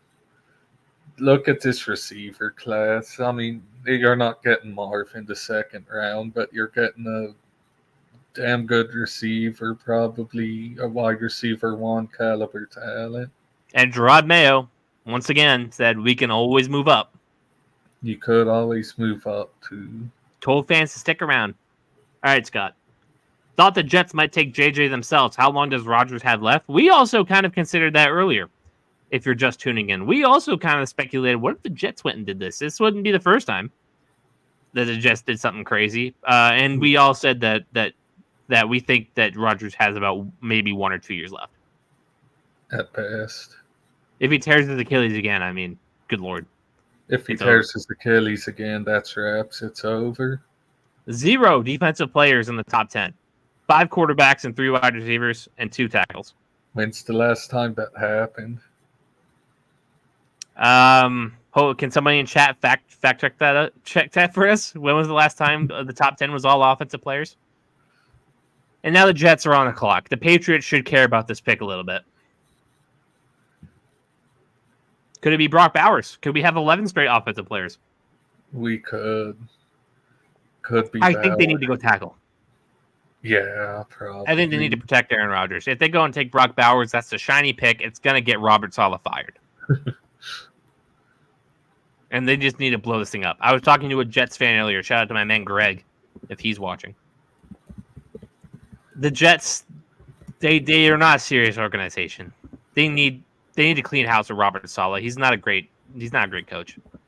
I think he's a great coordinator, not great coach type deal. You know who he reminds me of? Who's that? Matt Patricia.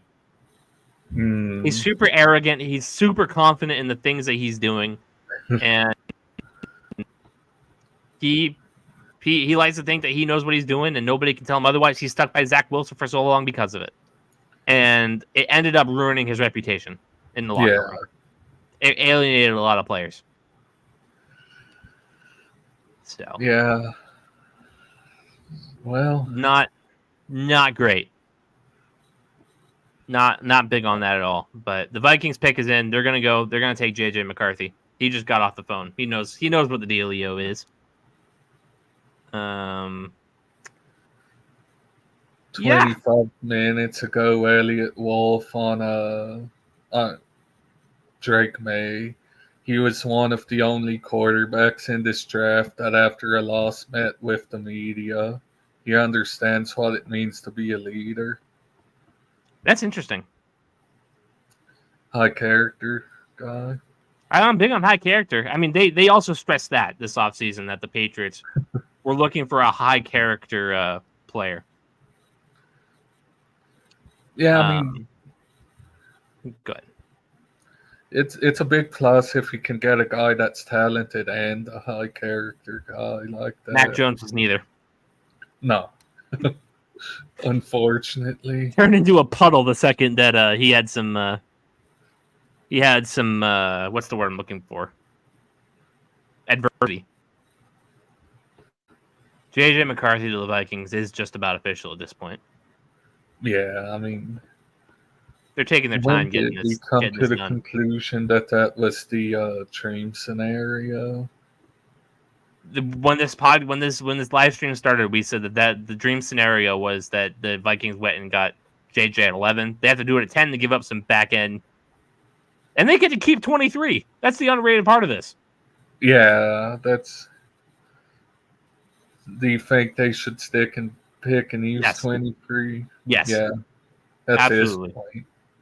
You capped it. Use it. You go and you get a really good defensive player, that Brian Flores, who we both love and enjoy as Patriots Steelers fans. We both love Brian Flores to death. Hope he gets a head coaching job. They're going to take a really good defensive player, but not before they get their quarterback. Wish we could have promoted him instead of losing him, but it is what it is. He needs to get a head coaching job soon. I love Brian Flores. Love him. Mike Vrabel needs a job too. Yeah, Mike Vrabel assistant to Cleveland, I think now. Wow. Yeah, I saw that. You get to deal with him twice a year. Enjoy that. Yeah, it's unfortunate. Comments, people. Comments. Tell us what you think about this draft so far. Make sure you like, subscribe, and follow the show. Make sure you go and find us on YouTube, Foxboro Beat. That's where you're going to find all of our podcasts. Yes, I'm sure we're going to have a post-draft podcast next week when Trent comes back. He'll share his experiences, and I'll point and laugh at his face that J.J. McCarthy was barely top 10. Barely, yeah. And he was never in consideration for the top 3, as it seems. Or even the top 8. No, apparently the Falcons had screwed that. Apparently the Falcons just like Michael Penix that much better. Well, to take him over goddamn receivers and defensive talents, they better. Man, I don't know what he showed them, but I respect it. Drake May says he got to meet Jacoby Brissett last year, or not last year, but when Sam Howell was the QB1. Oh, so yeah. They already have a little bit of a relationship. No trade. I can confirm the Jets are sticking and picking here at 11. I saw that too. Should be an offensive tackle. Should be some protection for Aaron Rodgers. And they went and took Alu Fashanu. Very good. Very, very good. The Jets do something smart. Round of applause for them. Good job, Jets. Good job. Unrelated, but I bet it's a cold day in hell. I bet it's a cold day in hell. Absolutely. I just texted Greg. Good job. Good job. Good job, Jets. Very good job. But I didn't spoil the pick for him in case he's watching. I just left it. It could be sarcastic for all he knows. Yeah. So very good. Very good. Drake May. Let's look at this Foxboro Beat post. 179 likes, 61 heart reacts to 14 laugh reacts. So the reaction's positive. I'm liking it. The comments are very bad. Comments are very, very bad. Yeah, no. Because the people who are negative are always going to be loud and annoying, you know? Yeah. That's the way it goes. It's that way with Steelers fans too. The negative ones are the loud ones, generally speaking. And Gerardo hooked us up. Got us the stat. First time in NFL history, no defensive players in the top 10. So it had never happened. Never happened. Shout out to Gerardo. He's man in the country music stations down there in Houston. Yes, sir. Very good show. I often listen on their app, 93Q. I forget the point. I think it's 93 point something Q. Very good stuff. Very, very good stuff. And he's got a great taste in music. He's put me on a lot of country artists that I wouldn't have considered beforehand. And I've been trying to get him in on my guy Josh Ross from Canada. Vibes immaculate for Travis Huth. No Fist. We got to get No Fist on the show. We do. We have to work on that. We got to get No Fist on the show. Maybe he'll be on the post draft show. We'll see. 93Q, we had it right. 93Q, go download that app. Very good people, very good stuff. Very good, very funny kind of skits on the shows too. In the middays, it's very fun. And 92.9 FM on the radio dial if you're living in the Houston area, which I'm sure none of you are. Give that plug to Gerardo. He is the handsome, delicate kind of voice that you kind of okay. He did the intro. He did the intro for the BeatCast, as I'm trying to say. My voice is hard. It's hurting. It's hurting very, very bad. It's dry. It's been a long night, Elsio. I strained my vocal cords when Drake May was picked. And Gerardo's completely free now if we need anyone. I will we have some guests coming on shortly, I believe. So we'll take care of that first, but come if our guests come and go and we have an extra spot, Gerardo, you're the first guy on the list. I will send you the link. Come on here and introduce yourselves as the voice of Foxboro Beat. That is my own. But Jets pick is in. They take Olu Fashanu. So now we're waiting on the Broncos at 12. Do we see Bo Nix? That's everybody's worst fear. That Bo Nix is going to go top 12. That's if Elway's still in the front office, I wouldn't be shocked about it. If who's in the front office? Elway. Didn't he sell his shares? He might have. Or he's not like the majority. He's not like the guy anymore. That might be the case. I hope so for the team and the fans' sake. God, what do you think about Bo Nix to Denver if it happens? Hate it for him. I think he, not to be too rude, he blows. He blows, yeah. Patriots fans had the biggest horn. They were horny for Bo Nix. They wanted Bo Nix and Marvin Harrison Jr. I said, you're out of your goddamn mind.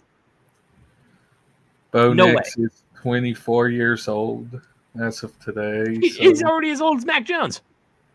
Yeah. Already as old as Mac Jones. Unbelievable. Unbelievable stuff. Apparently oh my God, the pick is in. Is it Bo Nix? They took quarterback Bo Nix at 12. Sorry, Denver. Oh. I'm sorry. Oh, no.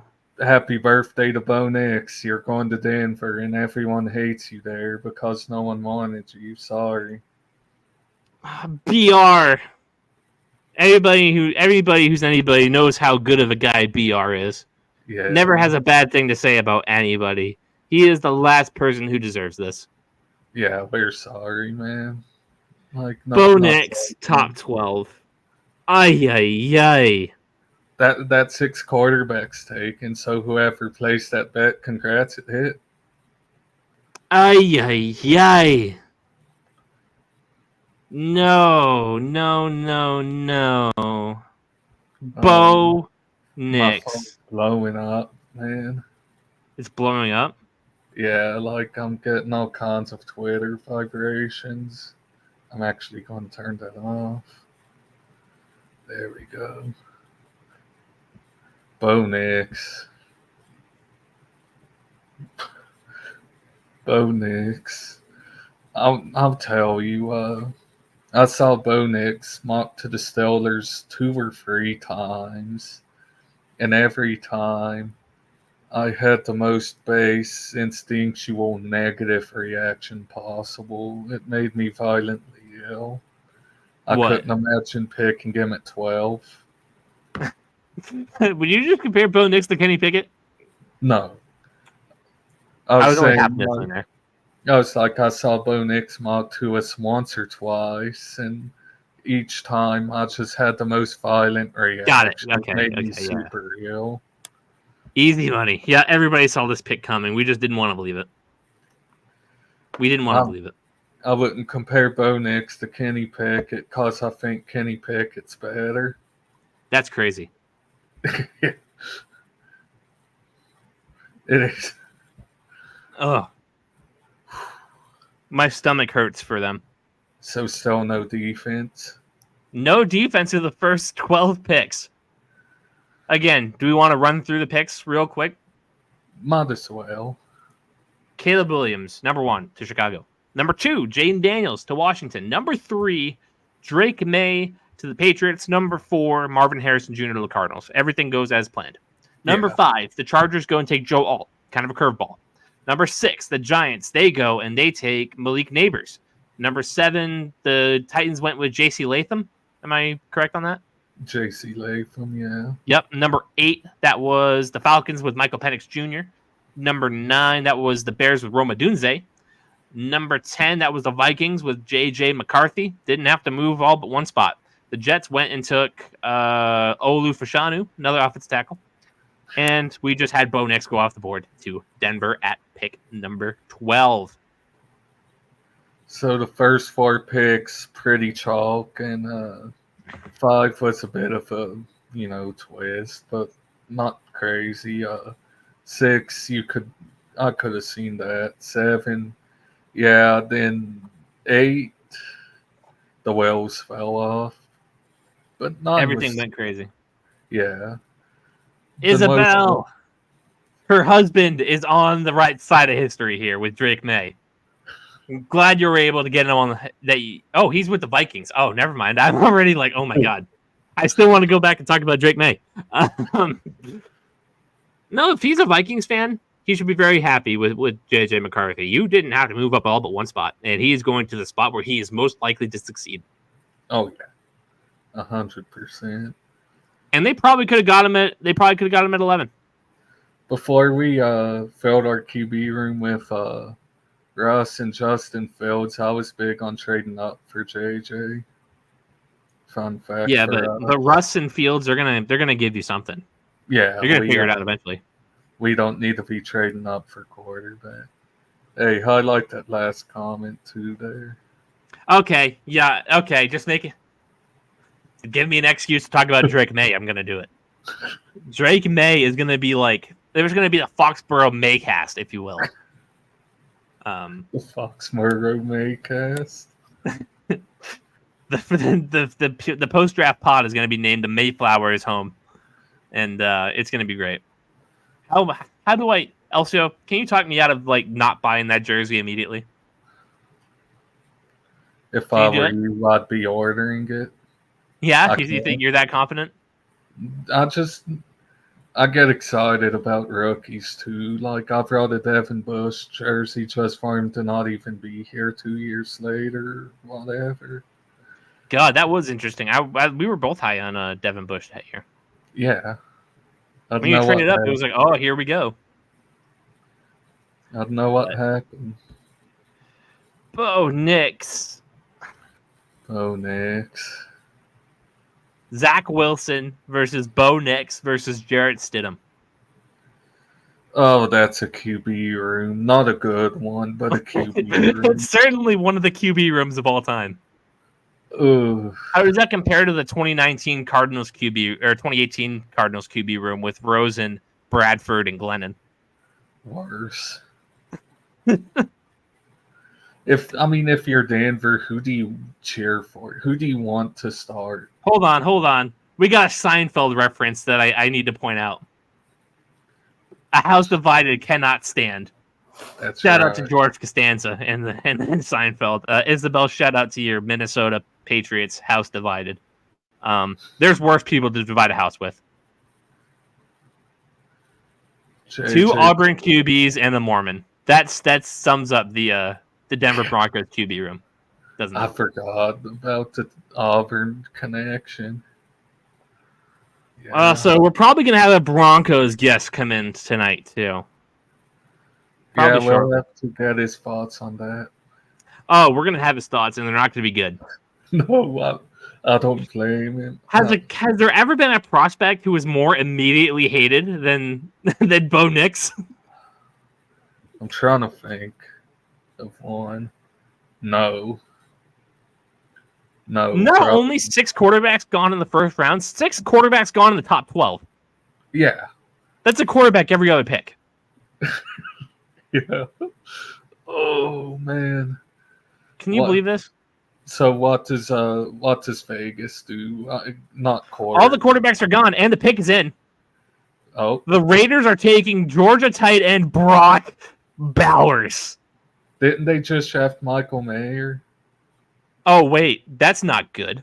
That's not good for me. They just not good. They took Michael Mayer. Gerardo, your Raiders. They go and take Brock Bowers at 13. He says Donovan McNabb was hated. Was he as hated as Bo Nix? Can we get a fact check on that? I wasn't around in whatever that year was. I was probably not even born. Gerardo says he's the best. This is his thoughts, and we'll share them. We'll share them. Best player available. It's true. I agree, yeah. It's true. And sometimes there's value in that. Hopefully literally booed on stage, probably about McNabb. Yeah. No, yeah, that'll do it. That'll do it. All right. We'll take your word for it, Gerardo. You were there. Donovan McNabb, wow. And he turned out okay. Yeah, he did. But, he had something Bo Nix does, and that being talent. Yeah. Oh, brother. We'll get Gerardo on here in a little bit, and we'll ask him about the thoughts on the Raiders pick when we dismiss our Giants guest and maybe even our Broncos guest. I don't know if BR is coming or not. I'll forward him the link just in case he wants to show up and share. Yeah, we're willing to listen, man. We're willing to listen and let you get it out, because I'd be very unhappy if I was a Broncos fan right now. So, New Orleans, do you think we can finally see a defensive pick? They need a tackle. Yeah. Desperately, they need a tackle. But, God, that offense with the Raiders. Devontae Adams, Jacoby Myers, Brock Bowers. And Michael Mayer, who I think is half decent. Yeah. If possible, this could be a Steelers trade-up spot with New Orleans to jump the Colts for Quinyon Mitchell. That'd be something. And then you get a secondary of Joey Porter Jr. and Quinyon Mitchell. Make up for that Christian Gonzalez thing last year. Now, I don't think Mitchell and Gonzalez are equal. I like Gonzo a lot better. But I do too, yeah. The Saints are listening to trade offers, according to Ian Rappaport. So I wonder. I hope the con artist is on the phone. Get ready to go to Steel City Beat, Elsio, and share that this live stream around to Steelers fans. Yeah, and we do have a guest loading in once his camera's on and all that. We'll bring him to the stage, and he'll give us his thoughts on the New York Giants pick at 6 of Malik Neighbors, and that'll be something. And I can maybe take a break from my voice giving out on me. That'd be electric. As it's loaded in, welcome to the stage. Our league statistician, great guy, great friend of the show. He's been on the show once already with a band of Giants fans. That was my favorite episode of the series that we've done so far. Andrew, the Fonz. We're just gonna call you Fonz from here on out. That's why there's code names there. What's going on, guys? Welcome to the show. Thank you for having me. Oh, you are so welcome to be coming on here. What do you think about Malik Neighbors at 6? You're a Giants fan. How happy are you with that? Well, hang on. I'm just catching up to the Raiders pick right now. Bowers. Okay, interesting. We just lost our minds over that. I am totally okay with Neighbors. It was interesting leading up to the draft today because there was a lot of talk about how the Giants were maybe going to try to avoid a talent like Neighbors because of all the nonsense that was being posted from his end. People just assuming that he just didn't want to come to the team because we are complete and total shit, which I don't blame him for because we obviously are at the moment. But I think he very much has the highest ceiling out of the wide receivers that were going to be available to us at that pick. So I'm very happy to have him on the team to see what he can do with us. So obviously you weren't exactly keen on the idea of taking JJ McCarthy at number 6. So I wouldn't have had as visceral of a reaction as some of our other fellow Giants fans if we took McCarthy at 6. I'm a firm believer that if you see your guy and you want to take your guy, you go get him. So if the organization wanted to do that, and I'm all for it.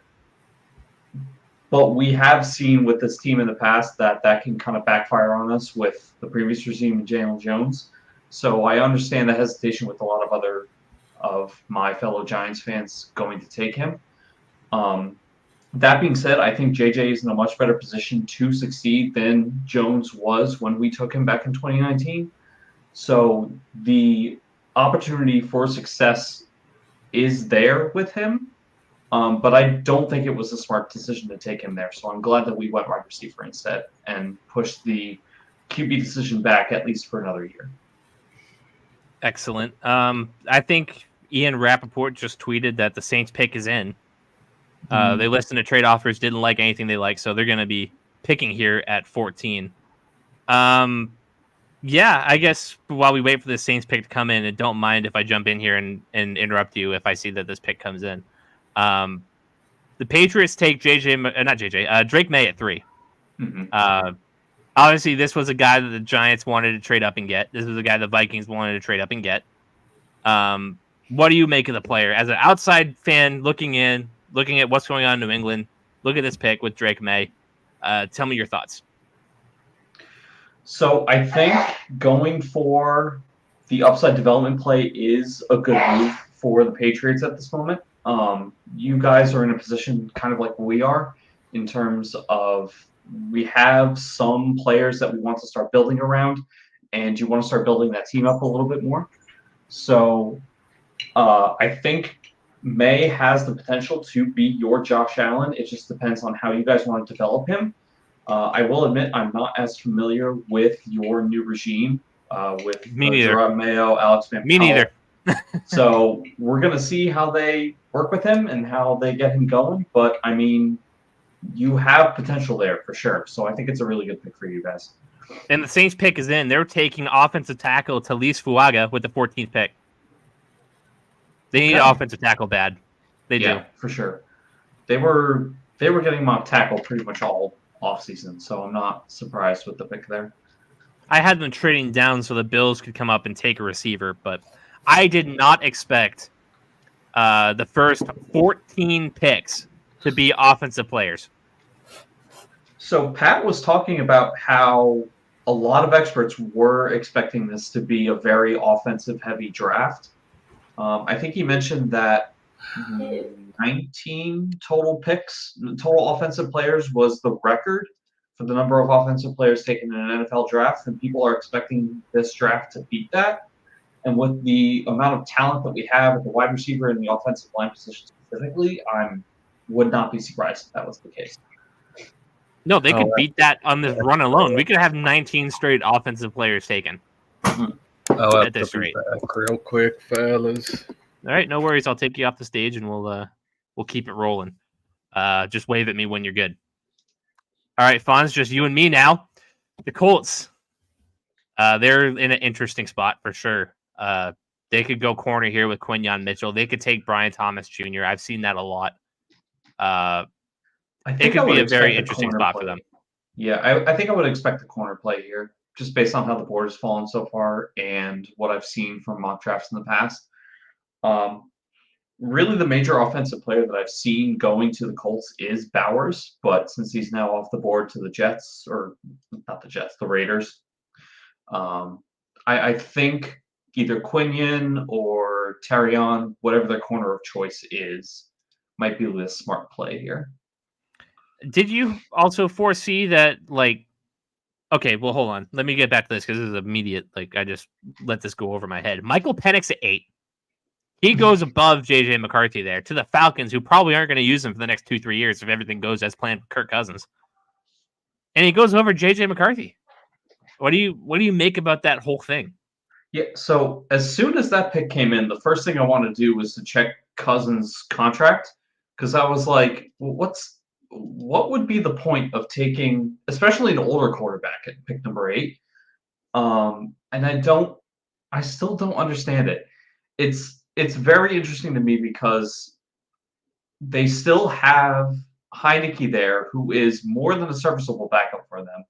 So is the plan to just sit Penix for like 2 years, and then if Cousins just doesn't work out, they're going to shift to him in year 3? Like, that seems like a waste of resources, especially for a team that needs a lot of holes filled on their own terms. So, yeah, I don't know. I did not expect Penix to go that high. I thought maybe the Raiders might try to snag him at 13, or maybe somebody gets greedy and tries to trade up to around like the mid-teen spot to go get him. But 8 just seems really high for Penix. Well, listen, this comment is interesting. They took Penix because they don't believe in Cousins, and they spelled it with the snazzy Z. Yes, the quarterback they just paid $180 million to. They don't believe in. They don't believe in him at all. That's why they gave him the full-blown contract. Sure. It makes total sense. God, this has been one of the craziest drafts of all time, I think. It is a draft of all time. I will give you that. I mean, the first few picks were chalk, so I'm not super surprised. The first 4 went about how I thought it would. Well, the first 6 were not super surprising either. Like, Alt to the Chargers really wasn't that big of a surprise. I mean, you had the quick run of J.C. Latham getting there, so that was a little bit up in the air. And then we knew basically how the board was falling. We knew the Giants were going to take a wide receiver out of it. I was expecting it to be Odunze because I honestly wouldn't be surprised if they didn't want to deal with the OBJ Tony nonsense that they've been dealing with the last couple of years with a really outspoken wide receiver. But like the first 6 or 7 picks were totally not a surprise. It was just once we got to Penix, then stuff started falling like dominoes. And Fonz, you can also attest, as Elsio can, about how stressed I was about the Patriots taking J.J. McCarthy at 3. And how much I very much didn't want that. What do you make of of the Vikings not having to move up here J.J. McCarthy at all? Do you think the interest wasn't really there and it was all a big smoke show? Do you think that a lot of things just that weren't expected happened? What do you make of J.J. McCarthy? You know, the Vikings doing all of this to gear up to make a huge trade beyond Drake May, and then they turn out to have the same position that you did, where they're not going to move up unless it's for Drake May. So what I'll say is we see this a lot with drafts year over year, where you get a lot of players that surprise a little bit more than what you would expect coming out at the end of the college football season. And they start rising on boards pretty quickly. And then once teams realize exactly what they're dealing with, they'll kind of settle into their own place.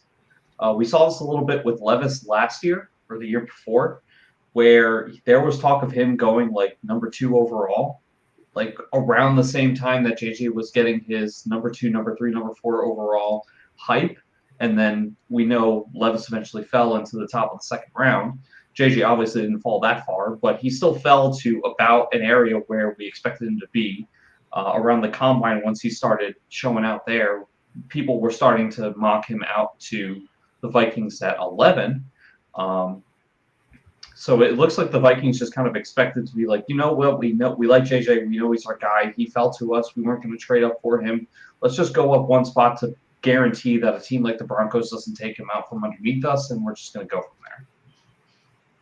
I just find it super interesting that, the story was for a couple of weeks leading up to this draft, as I sit here and wait for the Colts pick to come in, that for weeks we were sitting here saying JJ is going to end up in this top 5. He's like, that was a story for weeks on end from a lot of reputable people saying that he could go at 3, he could go at 2 even. The Vikings going to have to move up to 5 to outbid the Raiders and the Broncos of the world. And he ends up just going where we all thought he would at the beginning. I just find that super interesting. Stuff happens like that all the time, especially in the last couple days when the actual reports start coming out. Elsio, is that your dog? Oh no, that's mine. Okay. Malik is having a meltdown in our comment section here. Let's bring up these comments here. I should probably show the first one first, actually. Maybe this is the beginning of the curse of Belichick. He is probably laughing right now at the pick of Drake May, which we read earlier that Belichick was critical as the Colts are taking edge rusher Laiatu Latu at 15. Oh, okay. Defense. Not the defense I was expecting. I thought they were on the corner market. But I mean, listen, I don't think Latu's a bad pick. I mean, Elsio, I was telling you that I think Latu could be the highest end edge rusher in this class, as much as Dallas Turner was my number 1. Latu certainly has that kind of explosiveness.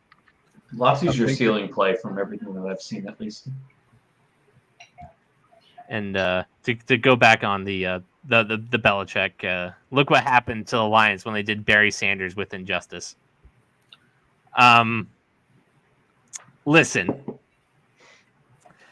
the Belichick, it was time to go. Okay, I've said it once, I'll say it 100 times. It was time to turn over a new leaf, and Belichick was just not adapting to the game at hand.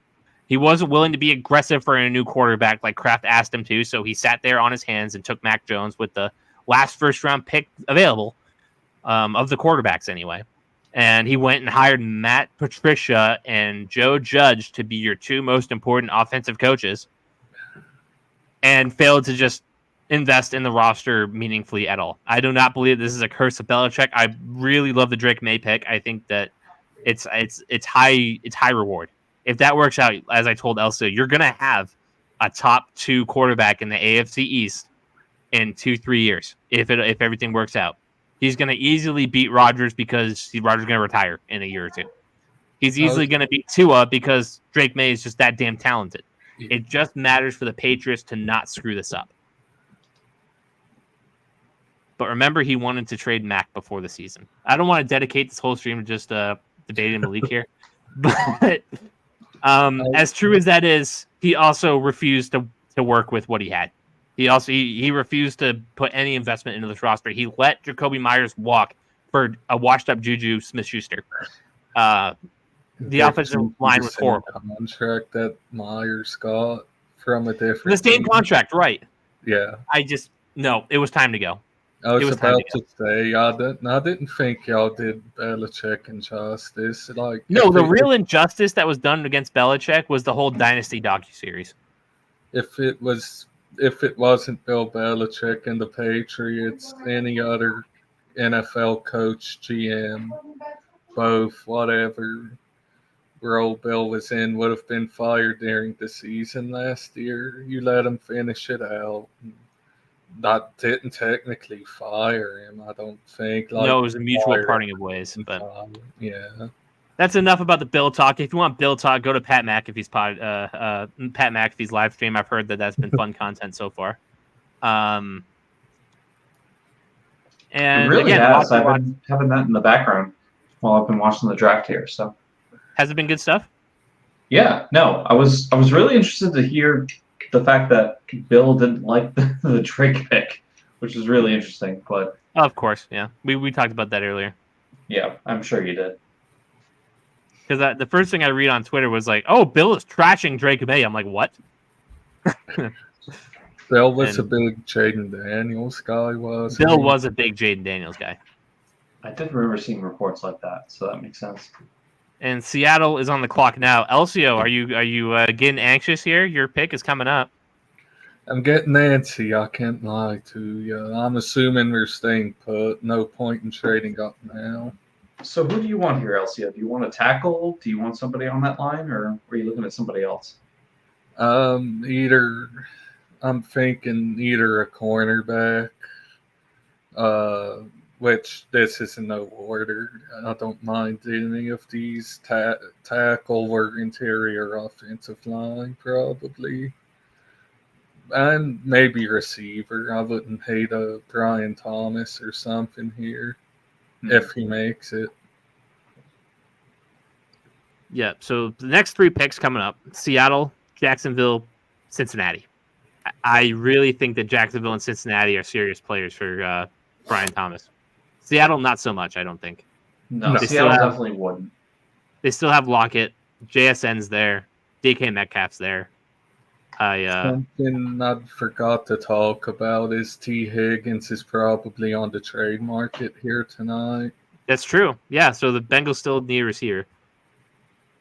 Okay, listen, I gotta address this really quick. I gotta pull something out. I'll be right back in 2 seconds.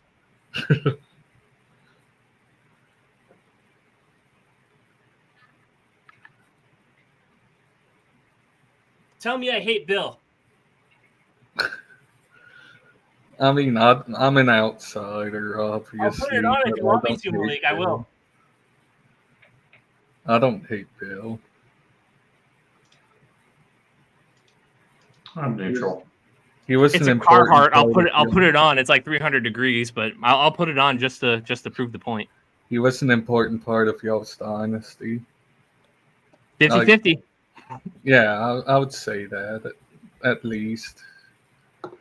So maybe he'll get off my back now that he saw that I spent like $80 on that. I swear to God. That sounds overpriced enough. Yeah, I know for sure. Tell me I don't like Bill. We're still waiting on the Seattle pick here. They're kind of letting this clock go. Maybe the Steelers are working the phones, Elsio. You've been working the phones all night. You never know with the con artist. We're a pretty aggressive team as of late. The con artist? Yeah, that's the nickname for Omar Khan because he's aggressive. Oh, interesting. Seattle. There's no more quarterbacks to go, so I can't even throw that out there. They're all gone. They're all gone. How's their line? I'm trying to think of the corners that they have right now. They have that one freak athlete, Woolen. Tariq. Yeah. The guy that they took a couple of years ago in the draft. I don't think they have anybody opposite him, though, so they might go corner here. That's a possibility, yeah. I thought they drafted somebody super recently. Oh, they drafted Devin Witherspoon last year, right? Yeah, so on Witherspoon. You're right. Let me look at the Seahawks depth chart. Seahawks depth chart. Yeah, they have Devin Witherspoon and Tariq Woolen. Yeah, they did draft one last year. So they might be okay. So corner's probably not the spot either. They're probably working the phones to try to get trade down. Stellar's page is wondering if Seattle tries to snag Graham Barton here. That could be something. Looking at the Steelers, not the Steelers, the Seahawks roster, they do not have a ton of interior offensive line help. Their tackles are Abraham Lucas and Charles Cross. Defensively, they could use an edge rusher, but I think the interior offensive line should be the play looking at it. Yeah. But so they're letting this bleed. They're trying to figure something out. Apparently, Kirk Cousins is stunned by the Falcons pick. Did they just not tell him? Apparently, according to The Athletic, Cousins didn't believe the Falcons would draft a quarterback in the first round. I wouldn't either. You just paid me $100 million. Yeah, I'm not surprised that he's surprised. I'll say that much. I'm sure that he's drying his tears with his $100 million guaranteed dollars. me and Kirk are feeling the same way. Shocked. The Seahawks pick is in. They're taking defensive tackle Byron Murphy out of Texas. So, I heard Okay. good stuff about him. Did they not re-sign Leonard Williams? Leonard Williams is there as it stands today on ESPN. Huh. They got Jaron Reed and Draymond Jones.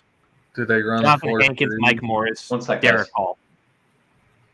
And listen, he's one of the better players on the board left. So I think this is a good pick for Seattle. I do. Needs it. Needs that high end talent. And again, all the good defensive players are free falling right now. Absolutely free falling.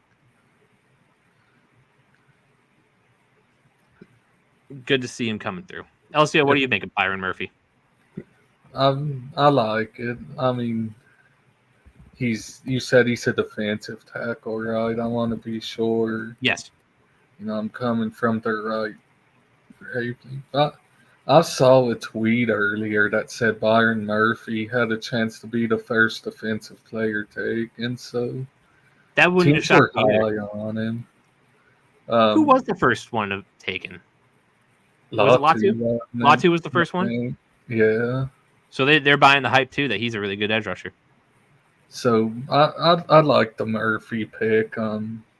I don't know much about Seattle and their interior defensive line, but like I said, it was Leonard Williams was the only name brand that I recognized. Draymond Jones is okay. If you have to run a 4-3, when you get talent like that, you move stuff around and you get them in. No, for sure. Seattle, again, this is actually interesting because Seattle's known to reach for stuff very often, and I'll take Fonz off the stage for now as he's out of the room. Don't need an empty chair there when I don't need it. Seattle's known for reaching for players. Then they just go and get their guy. Byron Murphy, good pick. Really good pick. Yeah, it's surprisingly not a reach for Seattle. I don't think Witherspoon was a reach last year either, though. No, a change of philosophy over there, huh? Yeah. It's weird. And I'll say it again. Those of you watching, make sure you like, subscribe, follow. Go to the YouTube channel, Foxboro Beat. Go ahead and subscribe there.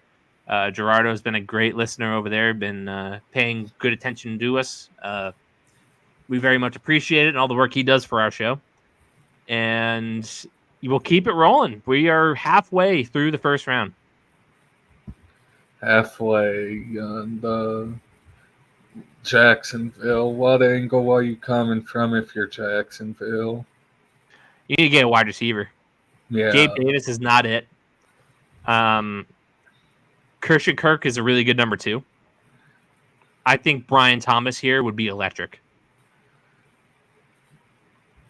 Absolutely electric. Yeah. That's what I was thinking. You got to give Trevor a weapon. Or Mac Jones. Mac Jones there to steal a job. Oh, man. Imagine the scenes if Mac Jones stole Trevor Lawrence's job somehow. Unbelievable. It's 3 a.m. here. Thanks for a great show. Thanks for sticking with us at 3 a.m. Good Lord. Shout out, man. He's a day one. He is, as Fonz is back. Add him back to the stage. Did you catch the pick, Fonz, before you left? The Byron Murphy pick for Seattle? Yeah, I did catch that. Okay, good. We don't got to catch you up then. We're good. Awesome. Sorry, I had to take care of something real quick at home. No worries at all. Again, we are thankful that you're here. It's 10 o'clock at night. I know that with some of you old timers, this is a late time for you. But hey, now you're right, but you don't have to say it. It's been offensive heavy, and Seattle goes against one of the best defensive players on the board. I know it was a kind of a debate between him and Johnny Newton as the top defensive tackle. I've heard a lot of good things about Johnny Newton. He's going to be a really good player for somebody. But we're talking about the Jaguars. Gabe Davis, not a wide receiver 1, I think we all agree on.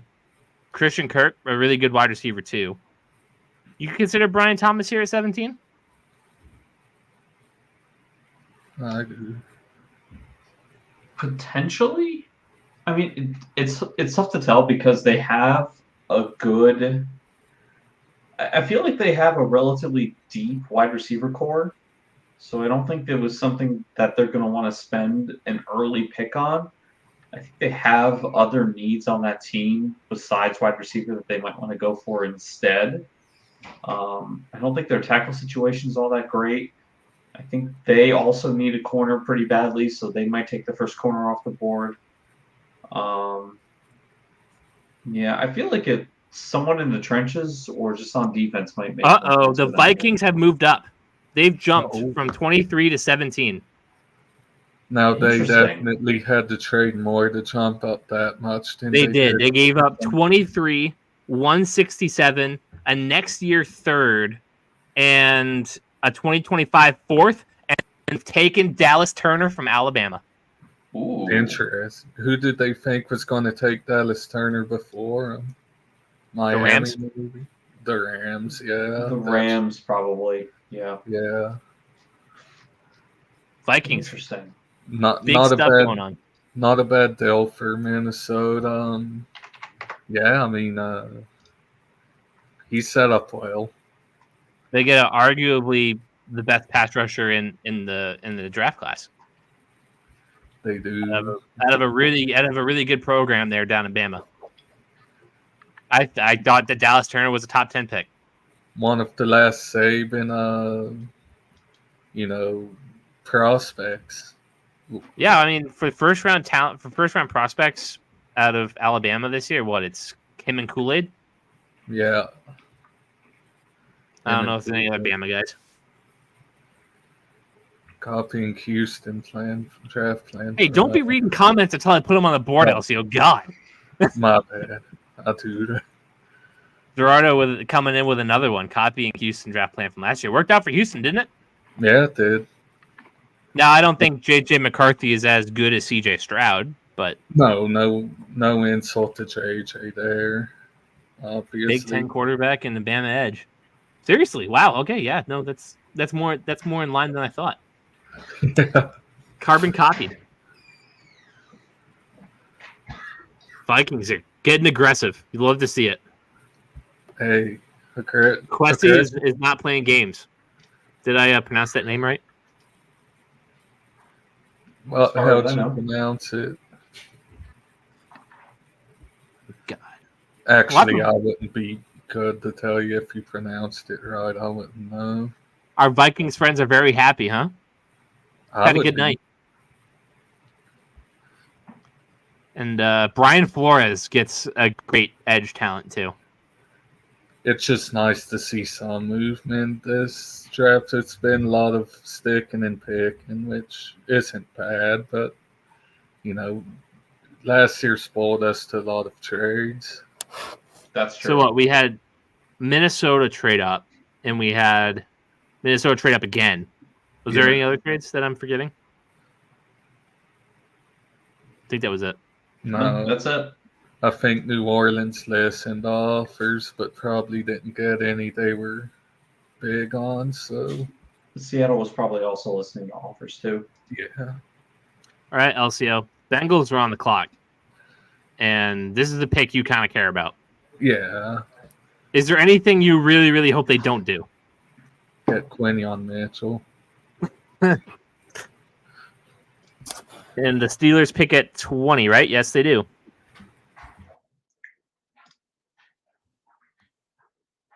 We got we are just past the halfway point here in the first round. Our Vikings friends are giving it an A+. They love it. Cam and Travis both. I'm expecting Travis to come in here and comment his thoughts as he did the first time. I'm happy for our Vikings friends. They had an awesome first round. Not a flaw in it even. Yeah, for sure. Definitely agree. Tim tagged me in something in SFS, and I'm trying to figure out where it was. I wasn't even paying attention to the group chat. Oh, boy. I'm never going to find it. Good luck. Yeah, no, seriously. So the Bengals, as far as I know, there's different ways they could go. O-line, obviously, is always a concern for them. Receiver, if T really wants out and they find a deal. Corner, defense in general. So we've had rumors of both T and the San Francisco wide receivers possibly getting moved relatively soon. So it'll be interesting to see who might actually take them up on that offer. I'm not sure why they would go and do that because of how deep this receiver class is. Like, I don't know who would take the bait on a wide receiver that you're going to have to pay if you trade for him and not just go get somebody who's going to be significantly cheaper. But the Patriots are reportedly in on Brandon Ayuk. Well, like they would give up. Don't have anybody else, so that makes a little more sense. But yeah, Trent hates the Colts pick. Really? He hates the Latu pick. He says, "Effing hate the Colts. Chris Ballard needs to be military interrogation tactic."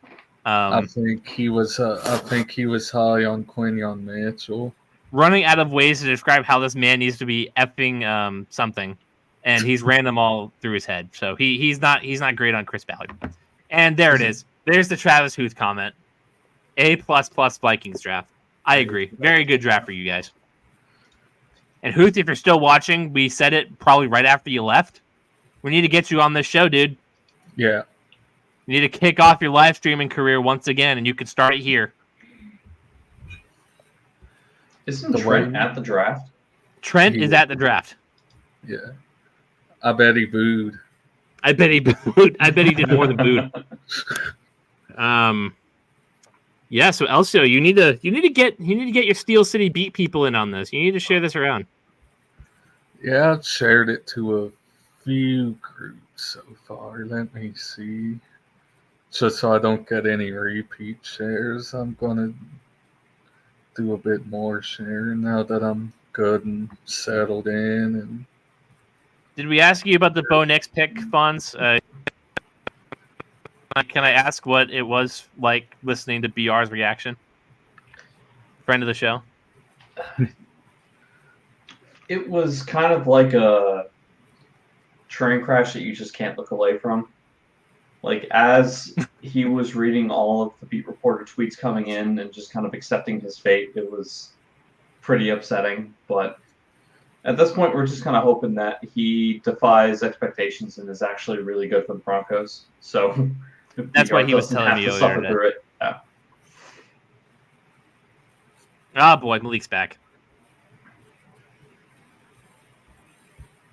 D+.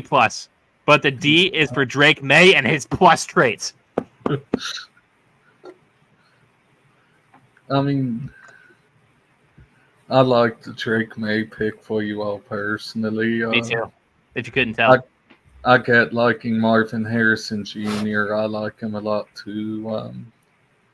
I just feel like with the current construction of the roster, like it would be like buying a Lamborghini to park beside a cardboard box because you don't have a house yet.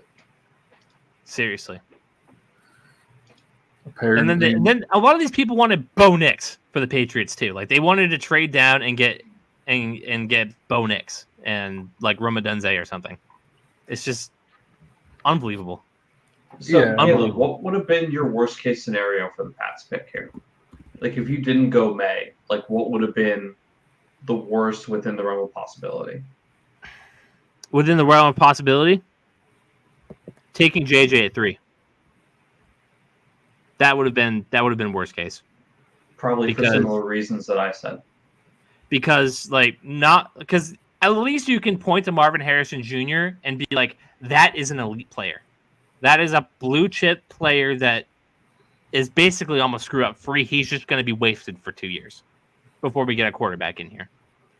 With JJ McCarthy, 1, you're passing on an elite quarterback prospect like Drake May.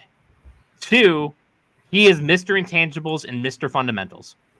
You are taking that over a top 10 prospect arm talent of the last decade. of quarterbacks. Top 10, maybe top 5. Apparently, that would have been worst case scenario. Amarius Mims, by the way. Bengals took Amarius Mims? Tackle. Is that what you said? Amarius Mims, yeah. Where'd you read Bengals. Twitter. Let me be sure. Yep. Okay. Yep. I see it. Ari is where I got it. Amarius Mims. I liked him a lot. I think he's got a lot of potential, and I think this is actually a great spot for him because he doesn't have to play immediately.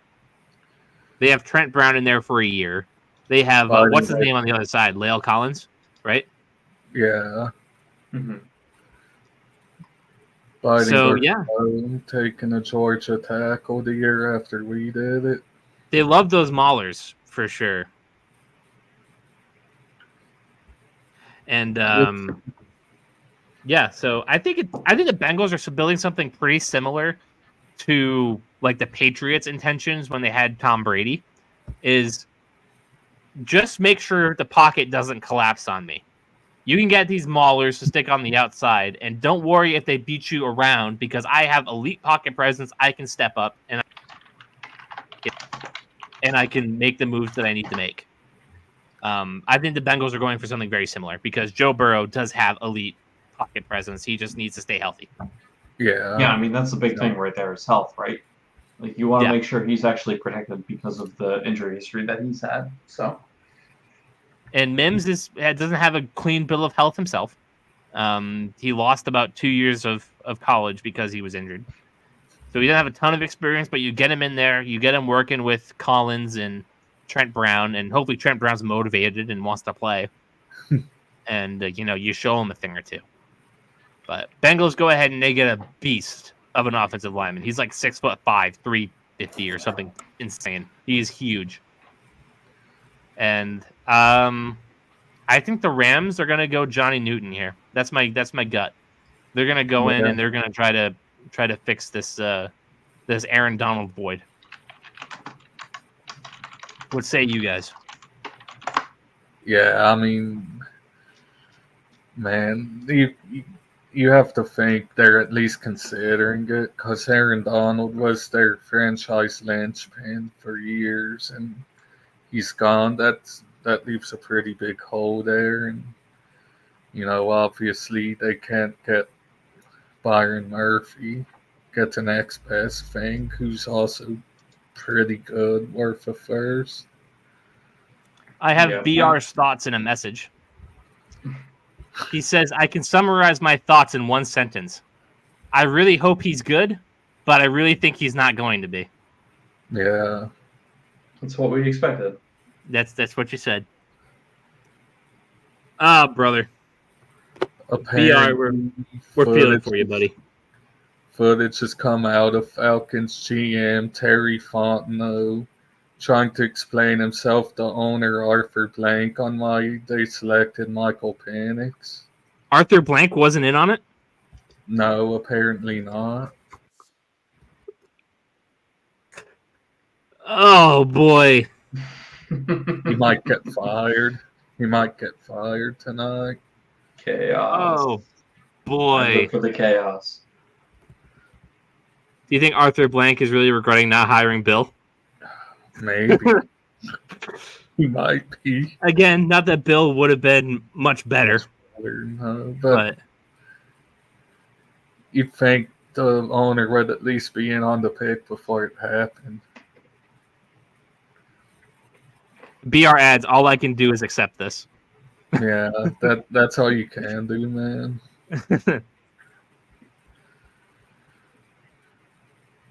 Is Bo Nix the day one starter there? I mean, you're in a quarterback room with Jarrett Stidham and Zach Wilson. You tell me who's going to start. And Ben DiNucci, don't forget. Genuinely, it might be Zach Wilson. Could be, yeah. Like, there is a world where he takes the starting role to start the season.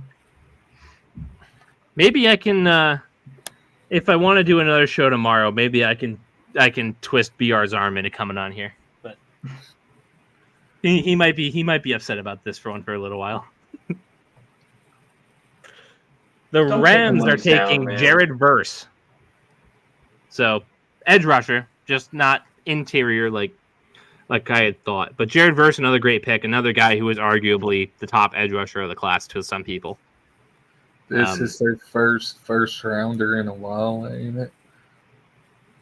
Yeah, since what? 2016, Jared Goff. That's crazy. Hey, it got him a Super Bowl, so. No, everything's worth it when you win a Super Bowl. Yeah. Unless you're me and you just kind of back your ass into 6 of them.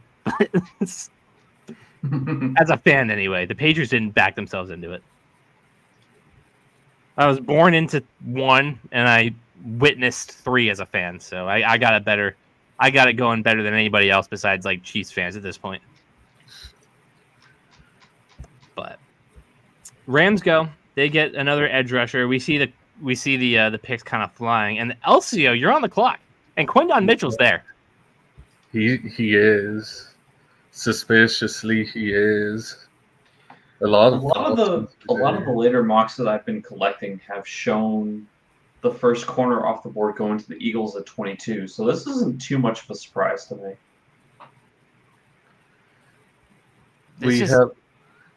Go ahead. The way the board fell, we have so many options. As much as I've always hated the idea of trading down because it doesn't personally excite me, I wouldn't be too mad if we did. Like out of the first round down, or just a couple of picks? Just a few picks. If we traded out of the first, I would riot because I sat here and waited just to not even get to see a pick made. That would be terrible. Do you guys want to guess how many picks the Vikings have next year? Next year? First or in next year?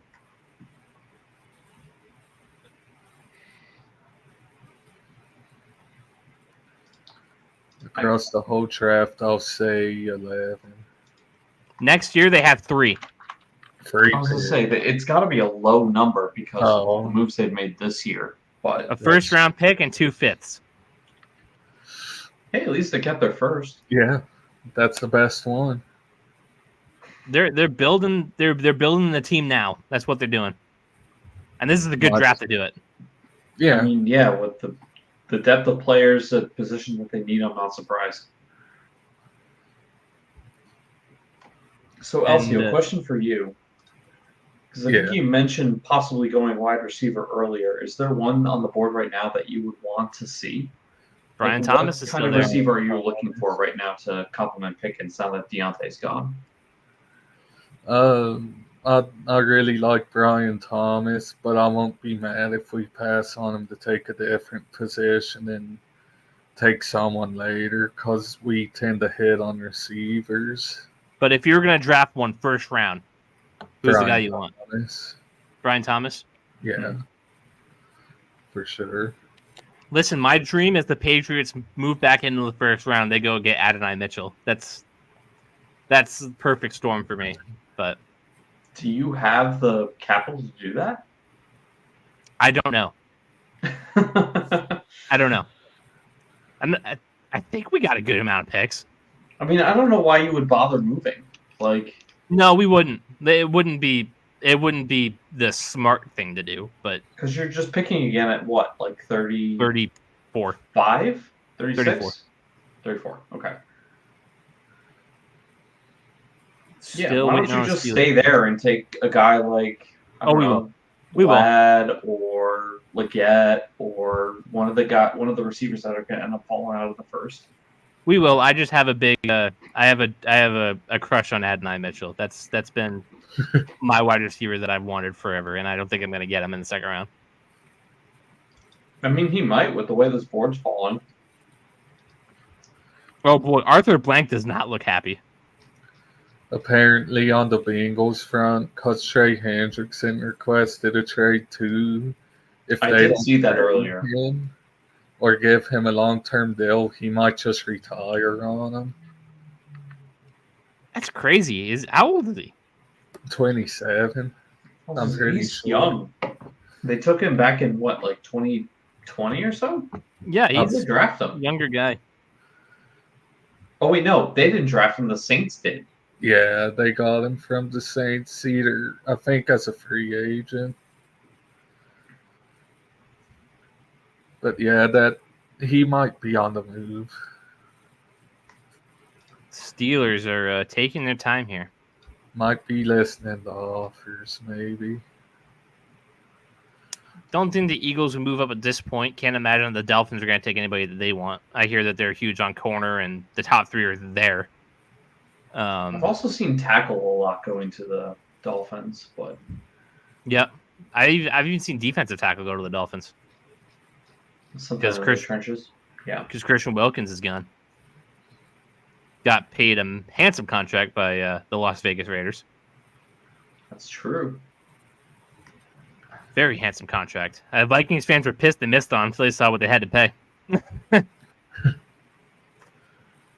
I mean, hey, you got Verse out of this draft. That's somebody on the line that's going to help them a lot. So can't be too mad about it. The Bengals wanted Byron Murphy. The Bengals wanted Byron Murphy? Yeah, that's based on the tweet I saw. That's pretty funny to me because our friend Jonathan Poor in the draft chat group has been very vocal about thinking that Johnny Newton is a better player than Murphy. So the fact that the Bengals wanted... Oh, man, I like Johnny Murphy, Johnny Newton, so that just means he sucks. Oh, brother. The Steelers pick is in. I don't have it yet, but on the TV it says it's in. Well, it's not Ayuk. It's not Ayuk. No, 20 for Ayuk would be a bit costly. It would, I think. And we'd have to pay him. I can't stop looking at the pictures of Drake May with the Patriots hat on. I can't. Hey, I respect it, man. I was telling Elsio Fonz, somebody needs to convince me not to buy this jersey right now. Don't do it, man. It's not worth it. It's Can't not worth the pain. Steelers are taking Troy Fontenot with the 20th pick. They're going tackle. That's the tackle. So you want tackle? Yeah. Tackle guard. He can do both. Interesting. I've seen people say he will be a good tackle in the NFL, but a great guard. And that could work with our team if we're not trying to push out who's that left tackle? We had Broderick Jones? No, the other one. I don't know your other tackle. It's on you to know your roster, LCO. God. Ben Moore. Moore. Yeah. That's a pretty generic name there, don't you think? It is, yeah. That's probably why I forgot it. Is he related to Ryan? No, I don't think they have much of a family resemblance. No. Fair enough. But, all right. Steelers pick is in. Got it. Troy Fontenot. They get Penix's teammate.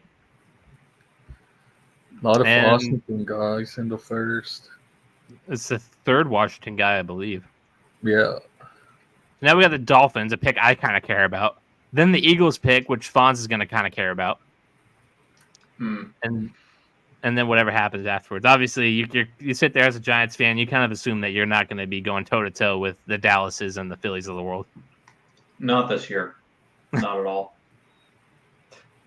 But hey, Next year, maybe. Is it a step forward if you don't finish in last place? Well, no, it's not because you already weren't. No, because we finished third this year. Yeah, shout out to the Commanders.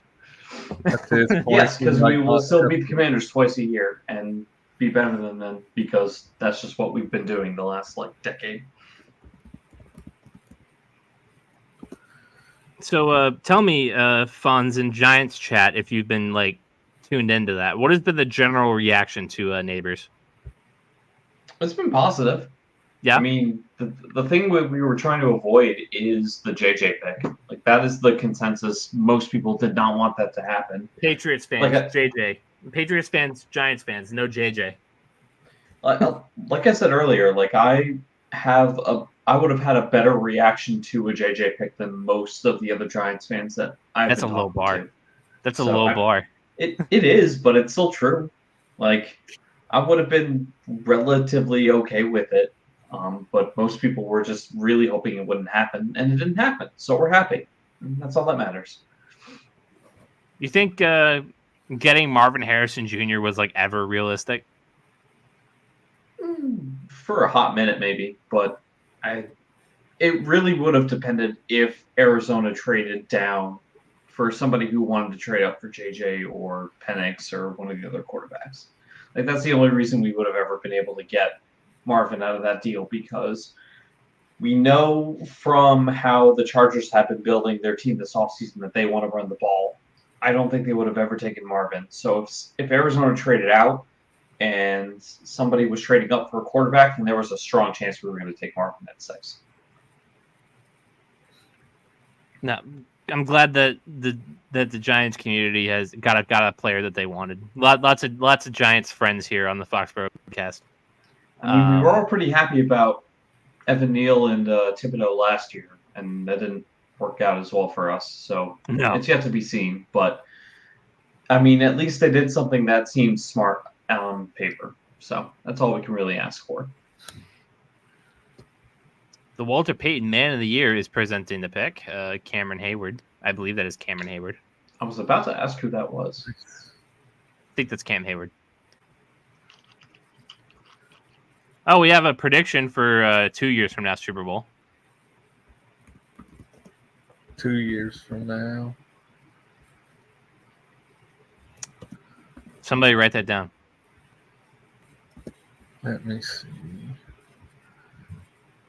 Yeah, I believe that's Cam Hayward in the suit. Getting a little old, got some gray in the beard. Yeah, he's getting up there. Is he still really good, Elsio? Yeah, he is. More of a health concern these days, but I mean, him and TJ Watt are getting health concerns. yeah. I guess that runs in the Watt family. I mean, did Derek ever get hurt? Derek's also not one of the best defensive players of his era. Hey, now he's a fullback. They matter to some people. Do they? To some people. And they did 50 years But do they ago. matter more than running backs proper? Yes. They're at least on par. Pittsburgh. I'm a fan of a good H-back. I'm still kind of old school like that. Pittsburgh media believes Fontenot was a steal, but wonders where he will play on the line. A steal? I mean, this is kind of where I thought he'd go. Yeah. There was a lot of interchangeability with the offensive linemen from this draft. You had a good group of like 6 or 7 guys that everybody knew that were first-round caliber. It was basically just picking your favorite out of the two. So I don't know if it's necessarily a steal, but I think you got a position of need, and it's a good pick for you regardless. For what it's worth, Fontenot grew up as a Steelers fan, and his favorite player was Troy Polamalu. Troy Polamalu was my That's a favorite good Steeler sign. back in the day, too. Yeah.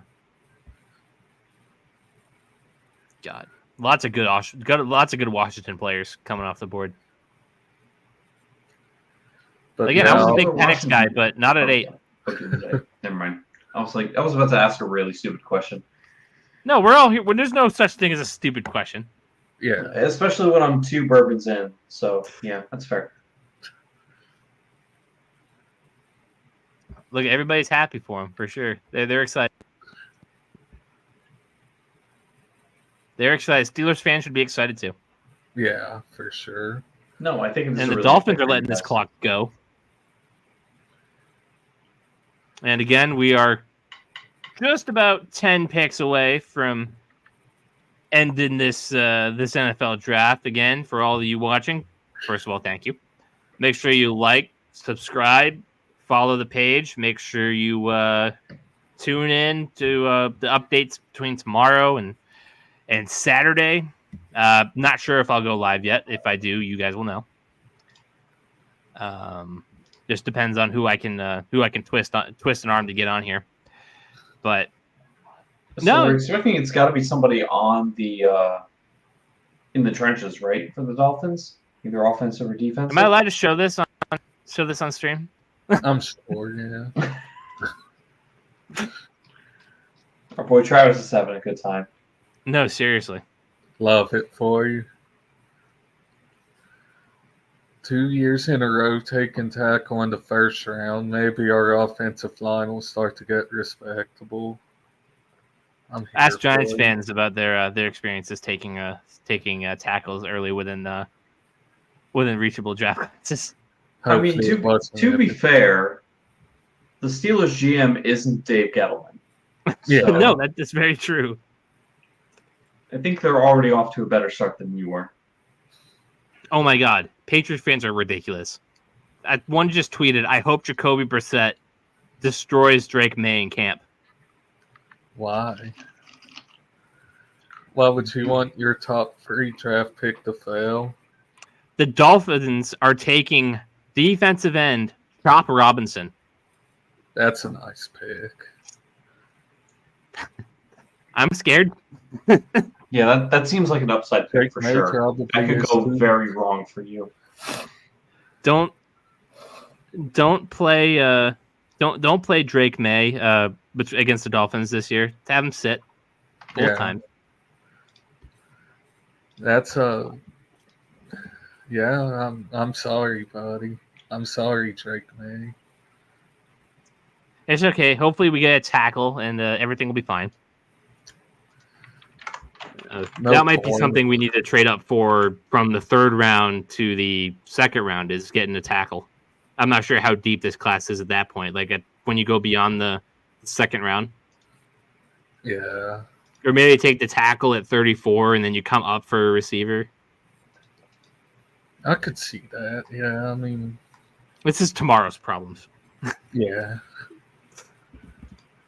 I just gotta be happy with what I got. I do, and I am. I'm very happy with what I got. Now the Eagles are on the clock, and Fonz, you've been saying that they could be going tackle. No, I think they go corner. I think they go corner, or they maybe take JPJ here to replace Kelsey. No, that's a good thought. I didn't consider that.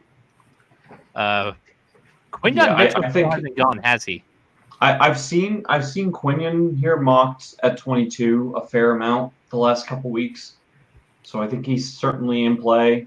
They could like Terry on better. I have no idea. I don't really follow all the reports coming out of their camp.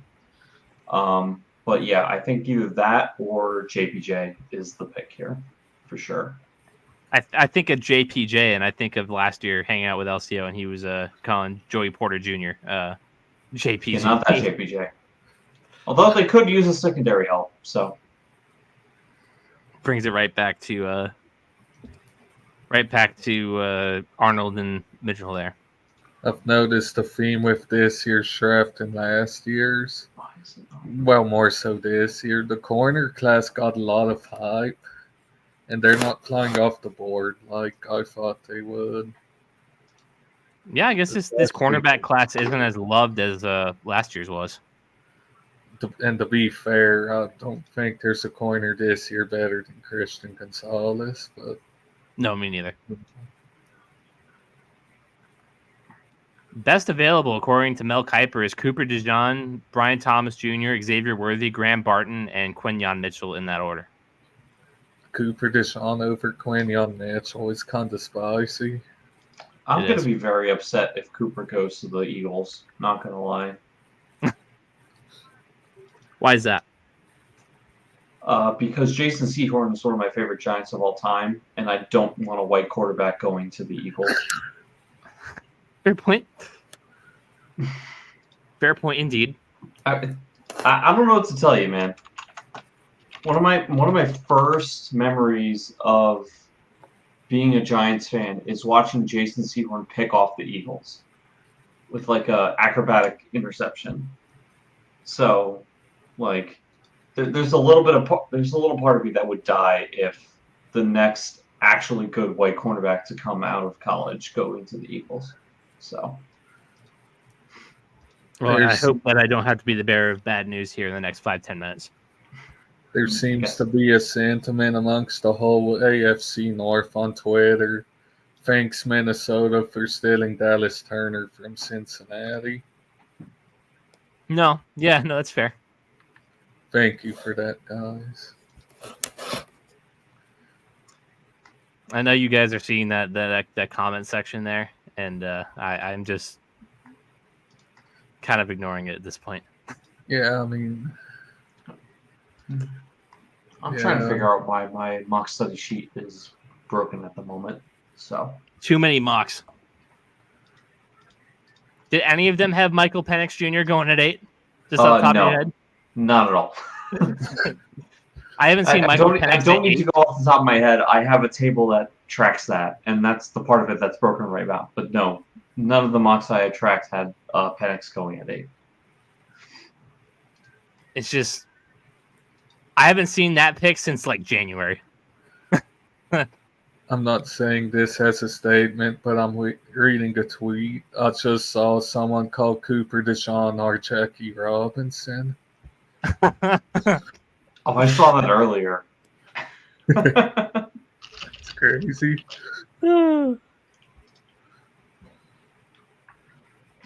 We are 10 picks away from the end of the night. The Eagles are 3 minutes to go with this pick, which means I should be getting the tweet at any time now. Yeah. Could I do another 2 rounds tomorrow? I mean, I guess the picks are going to come flying a lot better than they are now. It's a lot quicker on day 2. Steelers media very happy with the pick, as far as I see. Me very happy with it.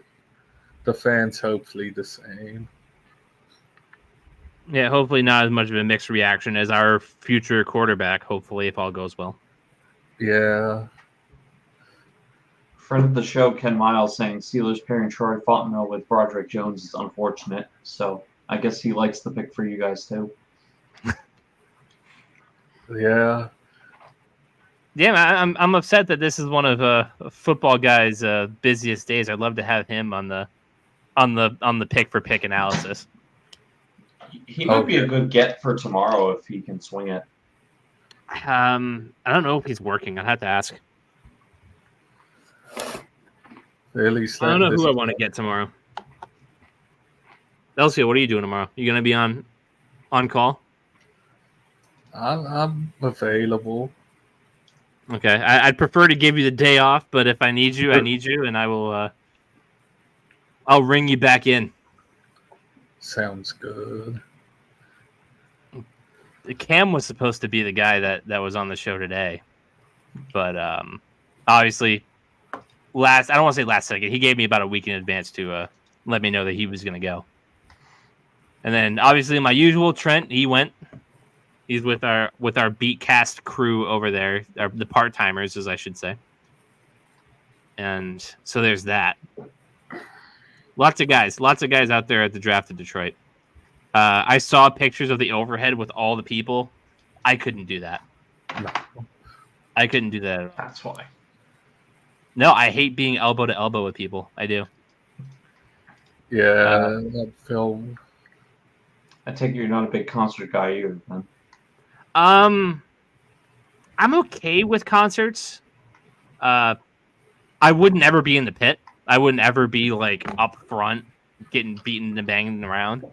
But I'm good with concerts. I kind of view them as like, going to an NFL game or NBA game. And that's fair. It depends on the arena for sure. I'm gonna send you a tweet, Fonz, that came out today. Friend of the show wrote that. Wasn't the first person to say that today.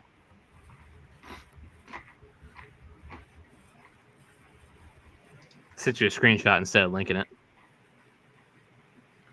At least letting this clock go, aren't they? Pick is in, and they're taking Quinyon Mitchell at 20. They are taking Q. Okay. I'm just glad they didn't make it to Baltimore. I'm not happy about that, but it is what it is. At least it's not Cooper, right? At least it's not Cooper. And I think I said in SFS earlier, like, I can see a slight resemblance to you between you and May, but I wouldn't say doppelganger. Yeah. No. Caleb's been getting the May comps more and more lately. No, seriously. Although I do see Matthew Perry in there more and more. Yeah. No, just throw on the glasses again, and then I'll send you a picture, and it's gonna be like spot on. Imagine the scenes when the Patriots trade for Brandon Ayuk tomorrow after drafting Drake May. Like if I had the Speed Racer crew neck in this picture, like it'd be spot on for sure. I believe it. Yeah. I was like, hey, this would be like a funny Halloween costume. So I looked it up, Speed Racer crew necks. I'm like, oh my God, it exists. That same one. Of course it does. I'm like, I might have to do that. I like Speed Racer. That was a fun cartoon. Yeah, it was. My nana had me on the old school cartoons. So it'll be Jacksonville next, right? It will be at 23. I forgot about that. If you're them, you gotta be happy if you were looking at Brian Thomas because he's still there. Yeah, I think it's either wide receiver or they could also go corner year too. That would be interesting. Like I could see them taking Terry on here if they wanted to go corner. I hope AEW owner Tony Khan gives some good advice here. While he's concussed. Did you see that video, Fonz, of Tony Khan getting beat up at his most recent AEW show? I heard about it. I don't think I saw the video. I tuned into the show like last second, and I was just kind of watching it, and I saw a dude hit him with the microphone. So I'm going to fly through these picks really quick. Well, we're 10 picks away. We're going to do a quick recap, and we'll get right back to the action. Caleb Williams, number 1 to the Chicago Bears, as I get hit with an ad. Number 2, Jaden Daniels, Washington. Drake May, New England Patriots at number 3. Marvin Harrison Jr., number 4 to the Arizona Cardinals. Number 5, Joel Alt, offensive tackle to the Los Angeles Chargers. Number 6, Malik Neighbors, wide receiver, LSU to the Giants. CBS gave that an A+ of a grade. J.C. Latham, offensive tackle, goes to Tennessee from Alabama. Obviously, number 8, the surprise of the draft, I think. Michael Penix Jr., quarterback, Washington, going to the Falcons. Number 9, Dunze, his teammate, wide receiver, Washington, goes to the Bears. They gave this pick a C+. J.J. McCarthy, number 10, to the Minnesota Vikings. Number 11, Olu Fashanu, Penn State, goes to the Jets. 12, C-, Bo Nix, quarterback, Oregon, going to the Broncos. Number 13, they gave this a C, and I don't really agree. Brock Bowers, tight end, going to the Raiders. 14, Talish Fuaga, B+, offensive tackle, going to the Saints. Latu, going to the Colts. That's a B-, edge rusher. Byron Murphy, they gave an A, going to Seattle. They gave an A to Dallas Turner, going to Minnesota. They gave a B- to Amarius Mims, going to Cincinnati. Rams pick up an edge rusher. They go and get Jared Verse from Florida State. Troy Fatanu at 20, the Steelers. Chop Robinson, A, to the Miami Dolphins, Penn State. And Quinyon Mitchell to the Eagles. They have not given me a grade for that yet. He is a corner coming out of Toledo, going to Philly. I'm sorry, I don't like their grading system because if JJ is a C+, then Bo Nix is an F. Bo Nix is a fat F. That makes no sense to me. Like, I understand not being excited for J.J. McCarthy to be your quarterback because he doesn't have as high of a ceiling as the guys who went top 3, but, like, C+ just seems real low still, even going off that scale. And there's no way they're factoring the trade because they gave up nothing. Yeah. Because I was about to say I think the only reason the Dallas Turner pick wasn't an A+ is because maybe they're factoring in the trade and they didn't like it or something. Since this is a Patriots show, I do have to report on some Patriots stuff. The Patriots want to acquire more picks in the draft. So it looks like number 34 would be a prime spot to move back. The spirit of Bill Belichick is still there. Good to know. And listen, this is a really good draft class, so I don't hate the idea of moving back at all. I mean, you move back a few spots and you can still get a really good wide receiver out of this draft. So yeah, no. It really makes perfect sense for you guys to do that. The only thing I'm really worried about is offensive tackle. Because I don't know how deep this class is at that point. Like, how deep can we go into the second round and just kind of, stretch this out? You know what I mean? Yeah. The Jaguars are taking Brian Thomas with the 23 overall pick. Yeah. Yeah, so wide receiver. Mac Jones getting some weapons. I'm just kidding. Good Listen, pick for him. Me and Elsio have been very open about how wrong we were about Mac Jones. Yeah. Me especially. I don't want to tell you how many jerseys I have in my closet that I can't wear anymore. That I won't wear anymore. Can't wear. Won't wear. I'd rather wear my Cam Newton jerseys. I would. You'll see me wearing Cam Newton jerseys more than you'll see me wearing Mac Jones jerseys next year. I respect the Cam Newton jerseys. At least Cam was fun. You know what I mean? Yeah. Mac Jones, it was just hard to watch. Yeah, it was just depressing. It was like watching a puppy go out there and just get kicked over and over and over again. And you kind of feel bad for him, but the puppy was kind of an asshole. So, and then when the puppy goes to bite back, he just bites himself. Yeah. So the Mac Jones era was unfortunate. So it was unfortunate. Davis went from a wide receiver 2 to a wide receiver 3. But listen, that Jags wide receiver room is good when they have all the pieces together. I think Gabe Davis is a fine wide receiver 2-3. I think Christian Kirk is a fine number 2. They still got Zay Jones there too.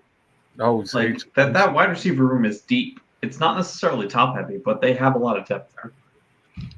Indeed. Yeah, I forgot about Zay Jones. And then they have Evan Ingram. I think Brian Thomas is their wide receiver 1 talent, if I'm being honest. Pretty high. Maybe not immediately, but I think he will be by the end of the year. No, he will get there for sure. I'm pretty high on him, on his traits and all that. Which I'm happy with the tackle pick anyways. We hit on second, third round receivers almost every year. So, all right, Fonz, I know that you're not looking to compete with Dallas. I know you're not looking to compete with Philly this year. But is there anything the Cowboys could do here at 24 that would really piss you off? Honestly, I'm kind of glad the Jaguars sold Brian Thomas from him. You think that would have been a problem? That would have been a problem. Absolutely. Micah Parsons is pissed that Quinyon Mitchell's off the board. Yeah, that would have been a good pick. That's interesting because their secondary isn't that bad from what I remember. Because unfortunately, Gilmore is a free agent right now. Gilmore's a free agent, and Diggs is coming off an ACL tear, I believe. Yeah, but they'll sign back to Gilmore for cheap if he doesn't get a deal anywhere else, and he'll still be good for them. I want Gilmore here. And ACL tears aren't the death knell that they used to be, so I'm not really putting too much stock into that. I mean, the biggest thing right now is running back, and they're not going to take one in the first round. Maybe they go offensive line here, try to replace Tyron Smith, who's now with the Jets. So maybe they take a tackle here. But I can't really think of anything that would like supremely piss me off, like having to deal with a Brian Thomas type wide receiver opposite of CD next year. So how do you feel about Johnny Newton?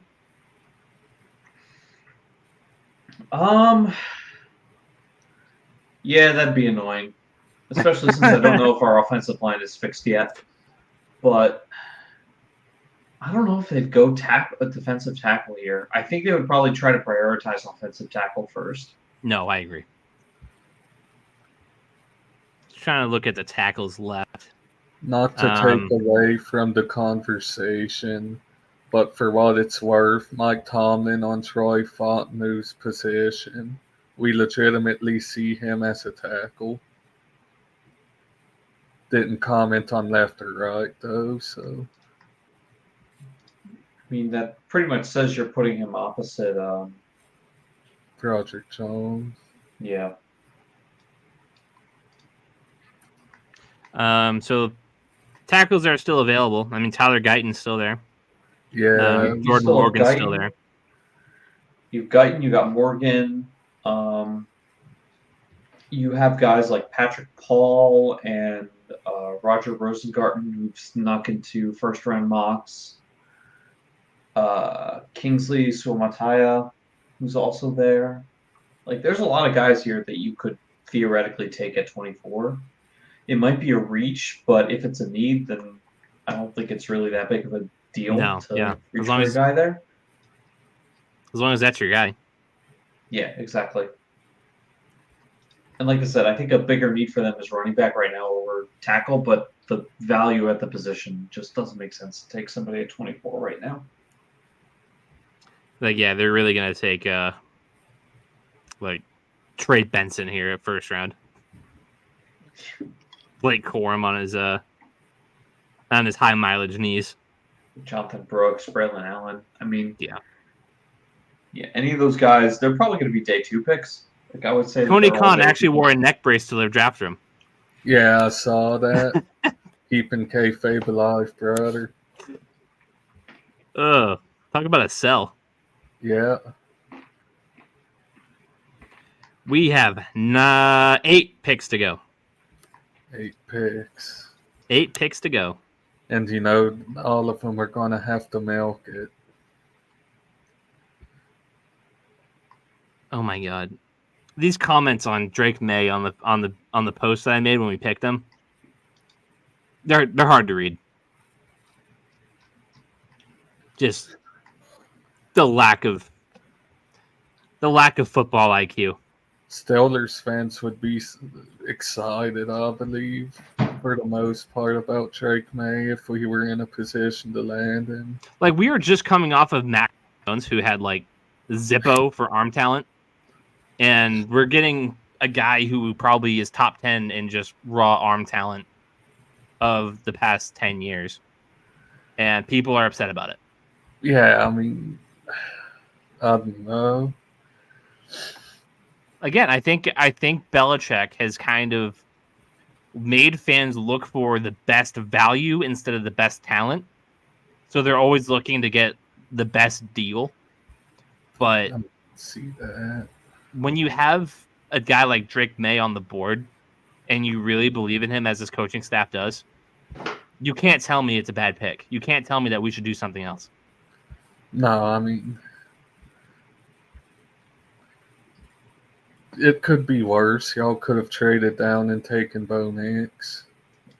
Seriously. Of course, some of the people that hate the May pick might like it. No, some of the people some people think that they should have taken Bo Nix at number 3, and they would have been like all excited about it because he beat he beat USC and he beat Washington.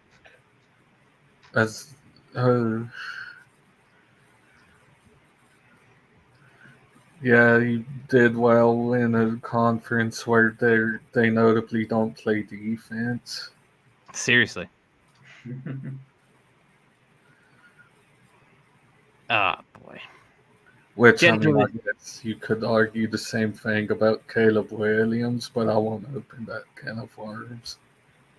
Chop Robinson says he's never been to Miami, but knows there's beautiful weather. Yes, sir. He's not wrong. Just stick with the weather, Chop. Don't get too deep in there. Don't get no. Hopefully it's not underwater by the time his rookie contract's over.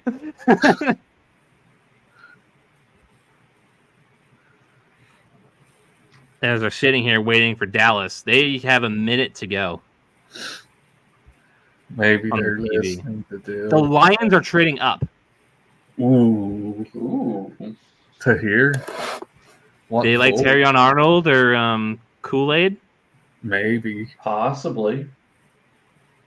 Maybe Johnny Newton.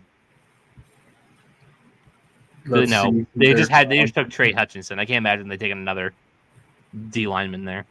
They're jumping Green Bay, Tampa, Arizona. It's definitely a defensive player because those 3 guys, those teams they need defense.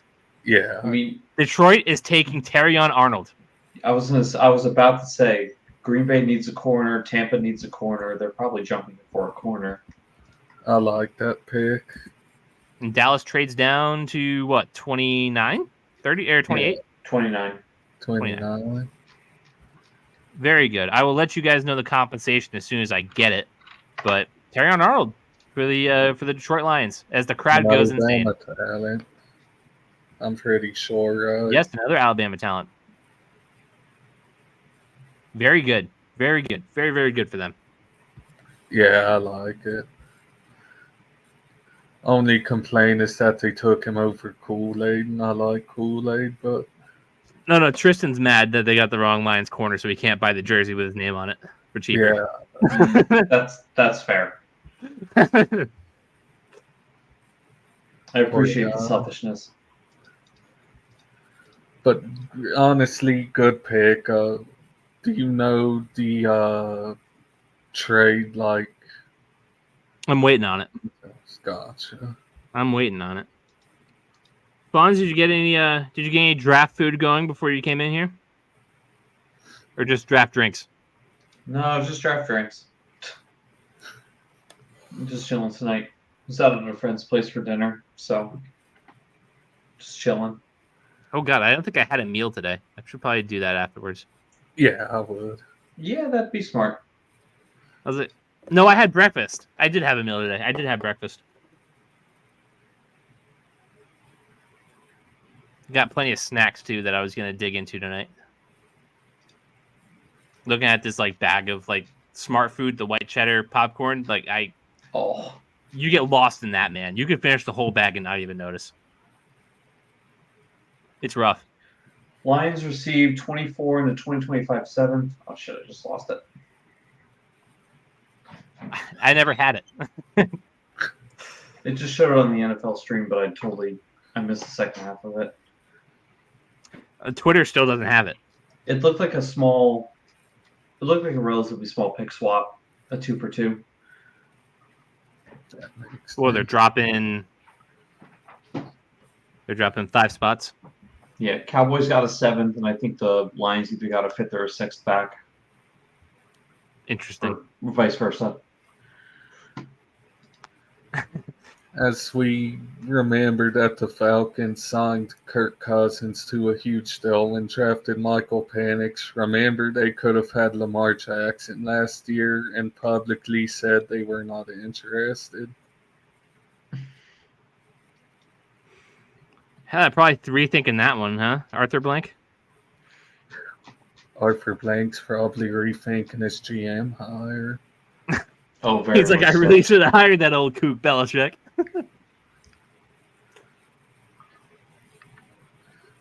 I think it is a shame that Belichick didn't get a job again, but I think he's really waiting on the perfect job, and that perfect job is probably like Dallas or Philly. Yeah, and I think he'll do good taking the Sean Payton route, being on TV for a year. Because, I mean, if you watch Bill when he cares, very insightful, like great football mind to hear from. I can't wait to go back and watch Belichick's reaction to the May pick. Yeah, I'll have to check that out too. It's gonna be May. It was very objective. Was it? Yeah, Belichick. He's gonna just point out all the flaws he sees whenever he's watching the tape. It's gonna sound like he hates the pick, but he's probably okay with it. Like, I can't imagine it's gonna be anything short of that. So, all right, I got the compensation here. The Cowboys, 24th and a 2025 7th in exchange for the Lions 29 and 73. Lions gave up a third to jump up 5 spots, and they got a 7th back. Yeah, about fair. Yeah, about right. Fair. And now Green Bay is on the clock. Feels like a Cooper DeJean spot, doesn't it? Yeah, it does. Yeah, probably. I wonder if they wanted Terry on Arnold, and that's why the Lions did that. At least they figured that they were going to take corner, and they wanted to get their choice of them. Yeah, probably. We got a laugh react on the stream. Take offense to that. Putting in hard work in here, damn it. Yeah. Fonz is out here, staying up way past his bedtime to provide analysis for you guys, and you guys are laughing at him. Yeah, we ain't funny. Nothing funny about this at all. The only funny thing is the Falcons taking Michael Penix. That happened an hour ago or more. Let me make sure. I'm actually going to turn this down a bit. Oh, wow. Kofi Kingston gave Drake May a custom Patriots belt. Ooh. I didn't know Kofi was a Pats guy. Me neither, but we'll take him. We'll accept him in the fan base. Yeah, I would too. No lie. At least we still have Snoop Dogg. Did my guy Nick deliver thoughts on Malik Neighbors to you, Fonz? I mean, like I said earlier, it's totally fine with it. That's good. Kind of what we were expecting. So, some good back-to-back first-round picks for the Patriots between Gonzalez and what should be Drake May. Belichick gave us one last gift before you went. Let's all say thank you to the Commanders for handing the Patriots 2 franchise cornerstones back-to-back years. That's crazy to think. The Packers are taking Jordan Morgan. Ooh, they went the tackle route. Okay. Did I mock them a tackle? That's not bad. Did you mock them a tackle? I might have. Question. I did mock them a tackle. I mocked them Amarius Mims. Oh. Hey, you had the right mindset, but I had Jordan Morgan going to the Niners. So I was wrong there. I like the tackle route for them. I will admit I was wrong there. That comment's like 20 minutes old at this point. But yes, I was wrong. Yeah, protect Jordan Love. You know, he showed a lot last year. Did I get any picks right? I got the first 3 4s. Everybody else did. I got Malik right. I'm sure you did. I got Malik right. Did Latham actually go to the Jets? No. No, they went with Olu, didn't they? Yeah, Latham went to Tennessee. Yeah, you only got the top 3 QBs, MHJ, and Neighbors. That's it? That's a shame. That's it. For position, anyway. I should have been. I should have just been a dick and just gave Bo Nix to the Broncos at 12 instead of having them trade down. My bad. Yeah, my study doesn't account for teams picking the correct player. It's just position. Yeah. No, that's how most studies I've seen do it. I was not sure what position the Steelers were even going to go, but tackle is not a bad one. Can I really get Adonai Mitchell at pick 34? So.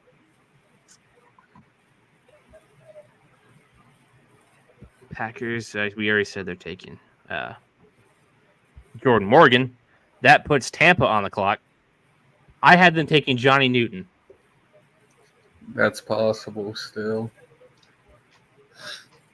They need a corner more than they need a D tackle, though. I gave them Newton because I was like, there's no way Tampa can help themselves by getting another Mauler D tackle. That just seems to be their thing. Yeah, just a destroyer of worlds on the D line. I mean, you think of Ndamukong Suh and Vita Vea, Warren Sapp. Just absolute beasts on the D line.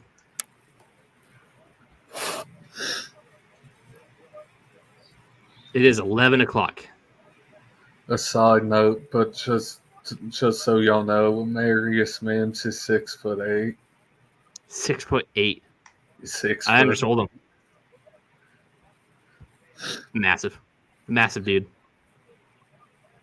Intimidating. So by my count, we've had 18 offensive players taken in the first 25 picks. I believe so, yeah. What the record was 18? The record 19. Was 19. We'll definitely get a couple more, I think. Oh, for sure. Baltimore's probably going to go receiver for once, my guess. Bills are going to go receiver. Chiefs probably go receiver. Where does Mad Lad go? That's the question. Chiefs. Probably Chiefs. Yeah, I could see the Chiefs taking him at 32. Panthers might take him tomorrow at 33. Patriots might not be able to help themselves. Straight up for him. He'd be good for you guys. No, he would.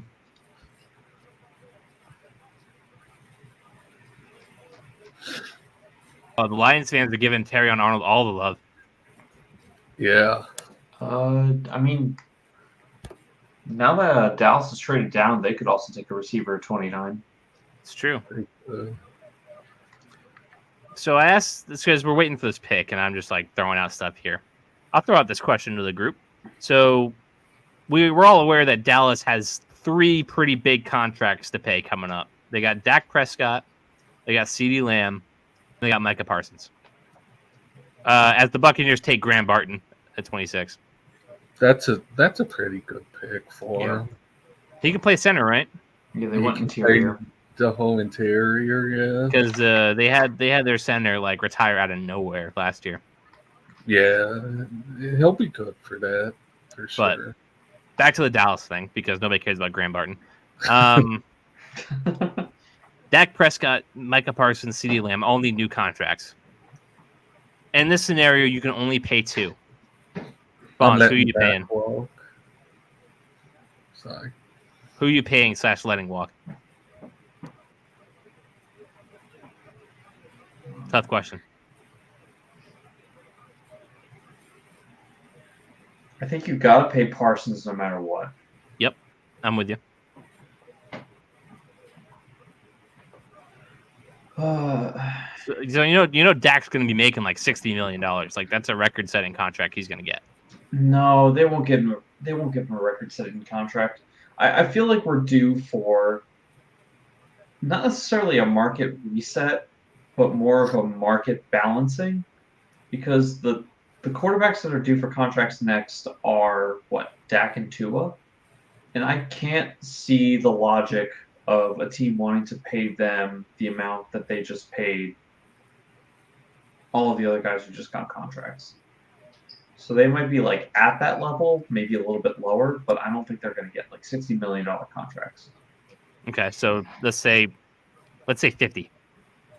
Yeah, so you're going to pay them in the 50 to 55 range for sure. Then CD's going to make, 32? Yeah, because they just paid Sun God 30 plus. Jefferson's going to get that and more. Yeah, Jefferson and Chase are going to get like 33 to 35. So it depends on who gets it first, right? Because you have both of those guys and CD who are all worth the resetting the market contract at this point. So it depends on who just gets paid first. So they're going to just play a game of chicken there. The highest paid receiver there is going to get around like 35 or so. I think you got to pay CD in that scenario. Like, so Dak's the one you let walk. I think you just let Dak walk. And the reason I say that is because next year's QB draft class is not nearly as good as this year's. So I think you would have teams like the Giants who might go to overpay Dak a market value and not have to draft a QB that they don't see as worth the investment compared to what they could have gotten this year. Now, I don't think the Giants would pay Dak that much money, but just like as an example. Yeah. Elsio, what do you think? I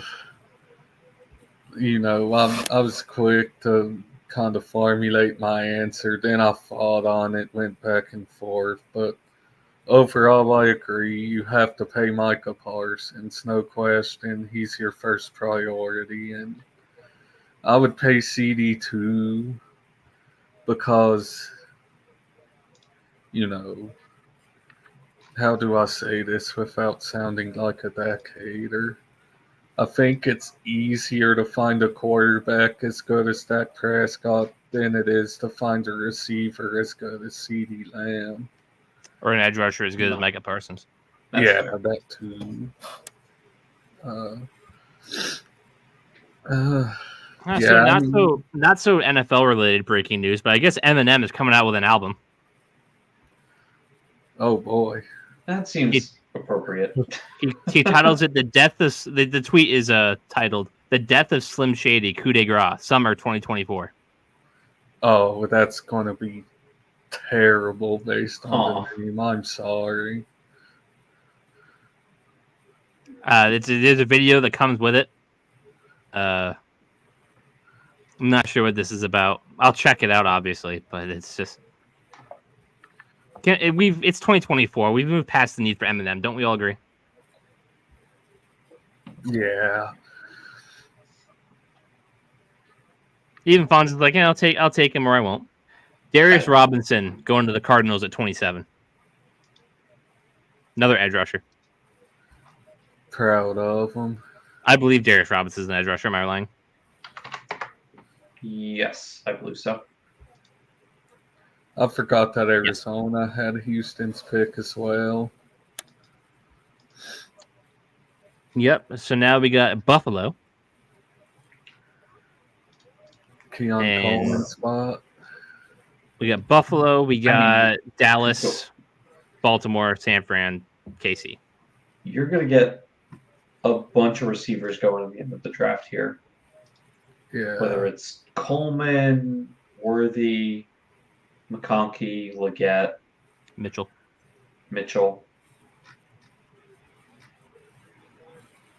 At least 3 of those guys are going before the end of tonight.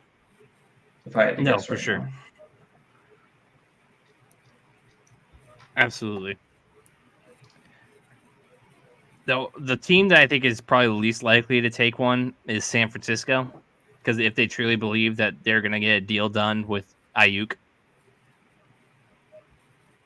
But even then, I would say that it's even more likely that they take a receiver if they can get a deal done for those guys, right? If they can get a deal with Ayuk, like they get a contract with him. No. That's what I meant. Like they're going to give him. I see. No, because I was going off of the fact that they had that the rumors were coming out earlier that they were trying to trade both of them. So they're trying to trade both of them? Yeah. That's what I've heard. Both Ayuk and Debo. I'll take either.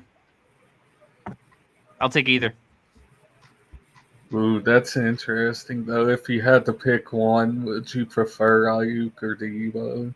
I'd probably prefer Ayuk.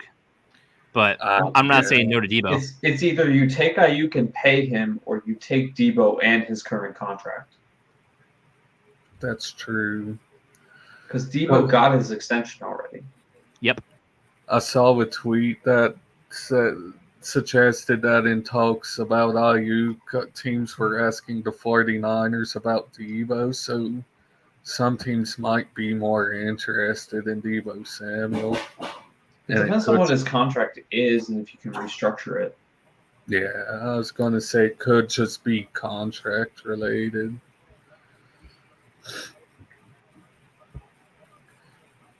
We are closing in here at the end.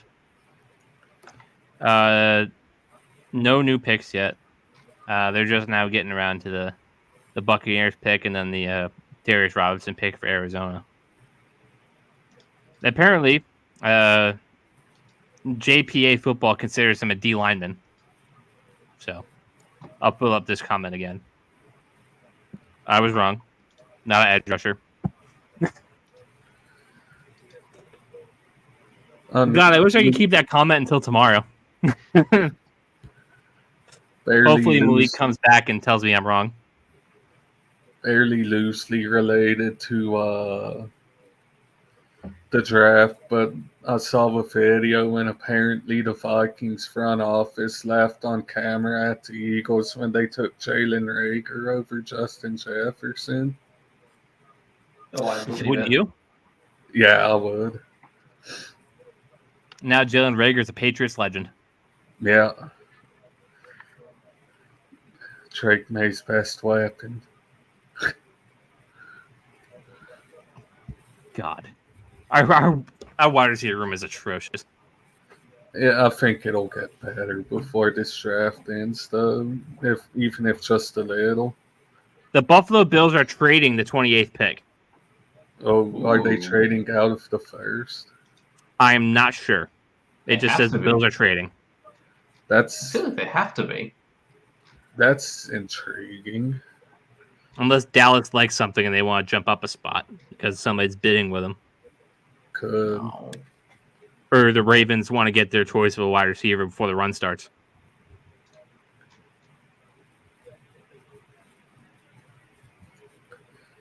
But the tweet was from Dov, so take it with a grain of salt.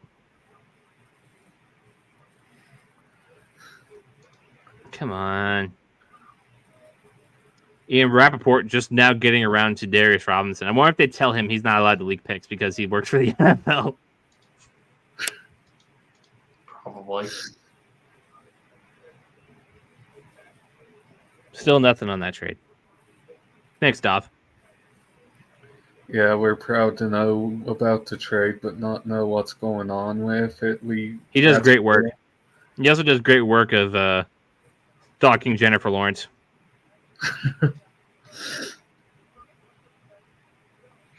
I've heard he's a slimy dude.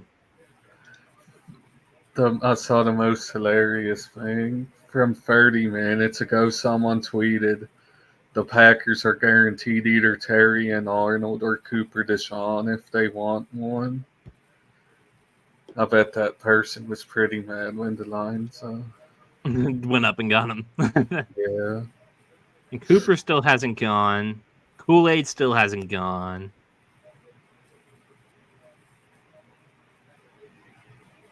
It's going to be an interesting last couple of picks here. Yeah.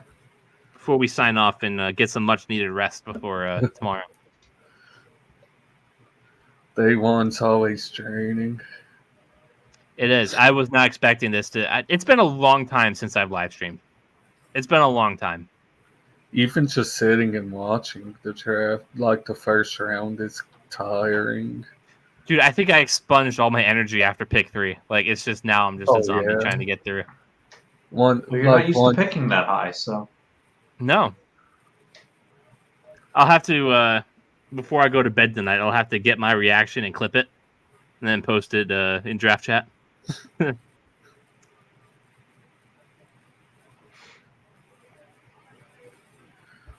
Is there anybody left in the green room at this point? That I don't know. Because there were only like 13 guys who were there today.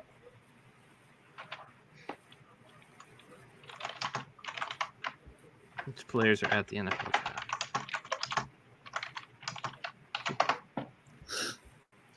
Yeah, the green room seemed to be everybody's gone. Is Darius the last one? Everybody went somewhere.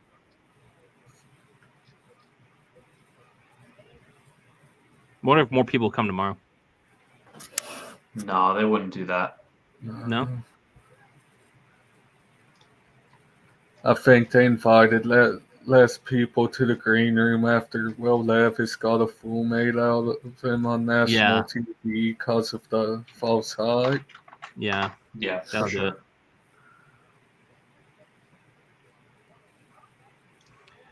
Kirk's agent talked about the Penix pick. Yes, it was a big surprise. We had no idea this was coming. The truth is the whole league had no idea this was coming. We got no heads up. Kirk got a call from the Falcons when they were on the clock. That was the first we heard. It never came up in any conversation. That's crazy. They just got on the clock and called Kirk. That's KC is on the clock. They want their choice for a receiver. Mm. Who did they want, though? Do not give them Adonai Mitchell. It might be Worthy. Oh, yeah. Yeah. They might go for the speed. Might get their new Tyreek Hill. Because they just traded for Hollywood, too. They did just get a burner. They did get Hollywood. Oh, yeah. They're getting their choice for receiver, that's for sure, I think. I don't think they're doing anything else. No, for I'd sure. be shocked if they The did. Chiefs are taking Xavier Worthy, according to Burt Breer. Ooh. So there you go, so Bond. You called it. They just keep the speed on the outside. Yeah, that makes sense. I still think they should maybe draft one more before the draft is over. Oh, they could take a flyer on day 3 or something. Yeah, that's what I'm saying. They shouldn't stop yet. It's a bad day for dogs in Atlanta. The Falcons drafted a black left-handed quarterback named Michael again. Christ. Too late to cut that out. I can't take credit. I saw someone tweet like it was like this video. It was like dogs seeing the Falcons do that. I kind of want to put up my favorite comment for the rest of the stream, but I think I'll wait until like pick 30 to do that. Yeah.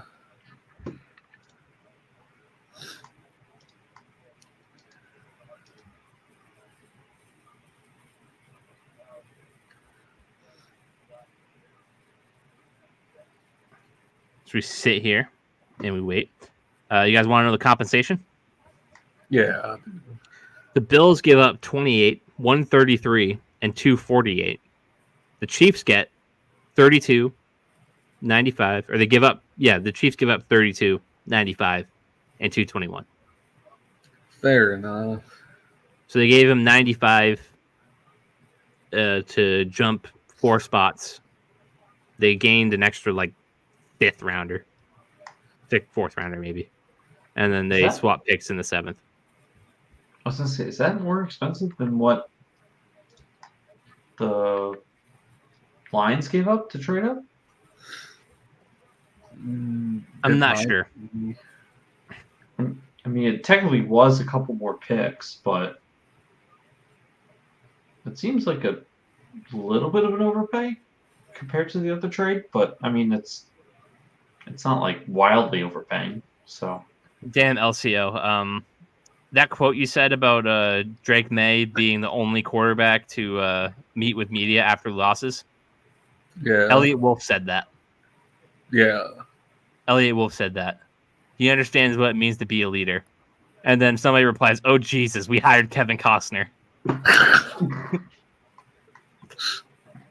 I did finally get around to watching Draft Day. Did you like it? No. No. Not at all. No.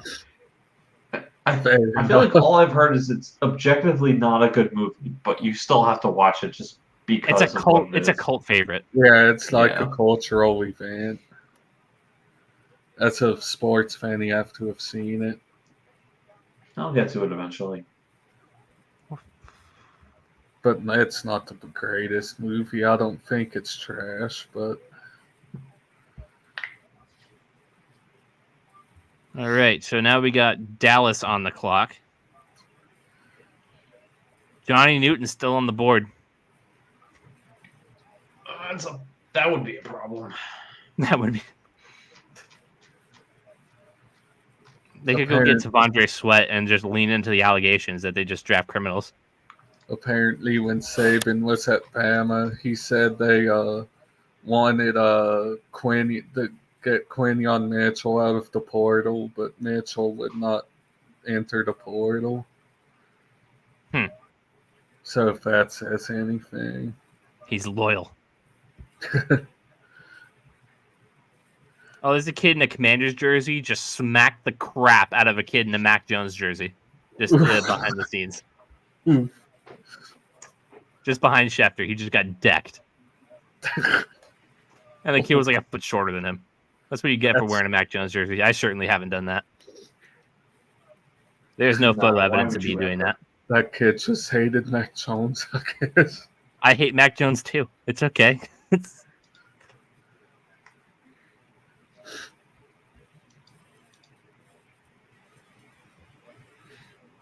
No word on Dallas's pick yet. What if they trade down again? Then I guess we wait till tomorrow to see what Dallas does. Dallas is taking offensive tackle Tyler Guyton out of Oklahoma. That's a good pick. Yeah, that checks out. Good pick for them. They can figure out what they want to do with Trey Smith and make it work. Traded down, got some extra stuff, got their guy. That there wasn't the run of wide receivers that we thought yet. There's still 3 more picks left. The Ravens still have the pick. The Bills can still take a wide receiver at 32.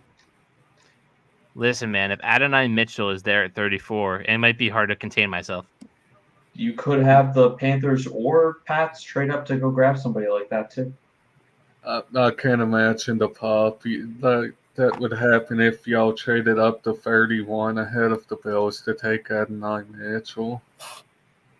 I would pop for sure. I'd use my energy for tomorrow.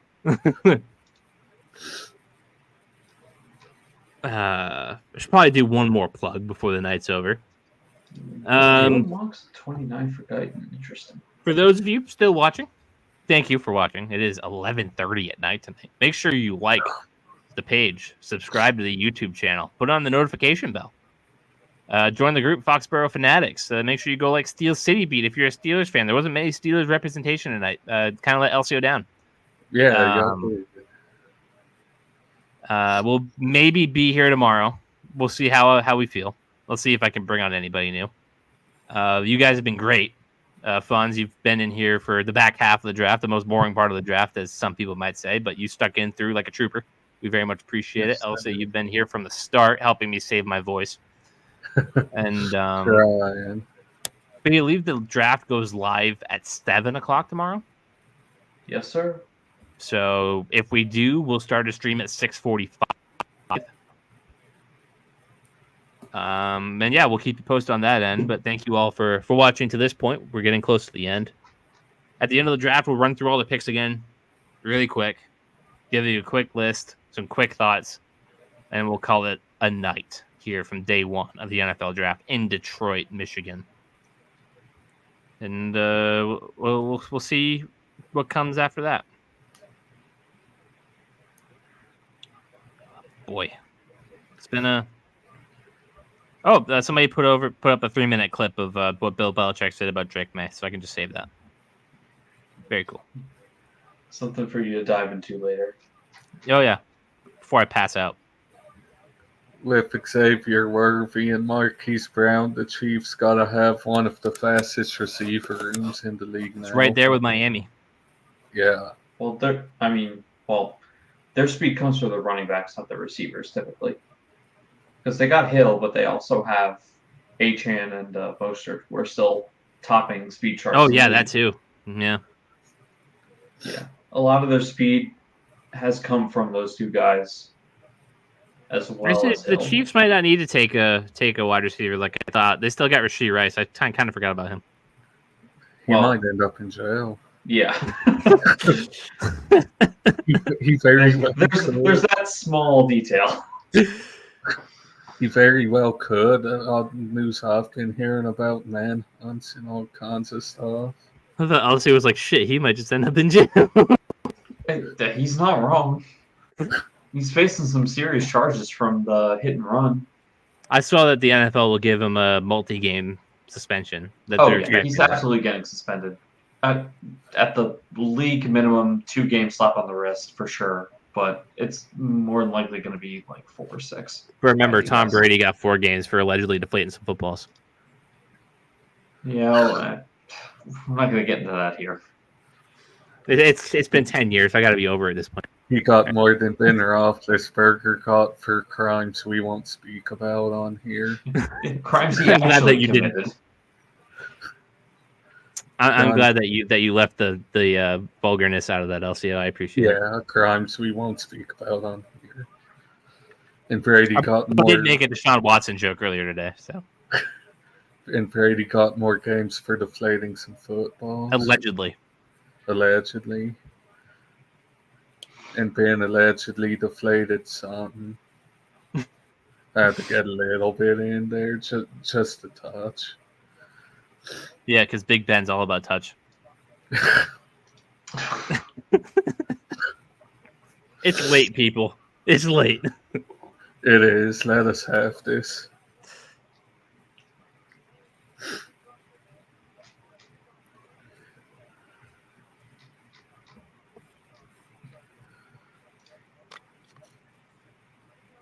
It's been a long night.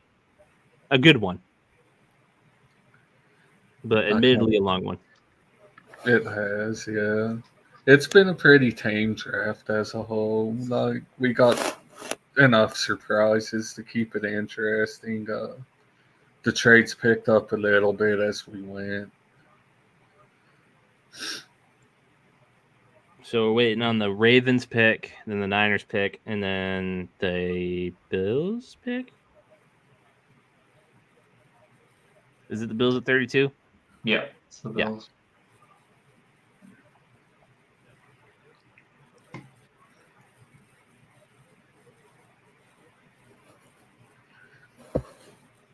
The pick is in for Baltimore.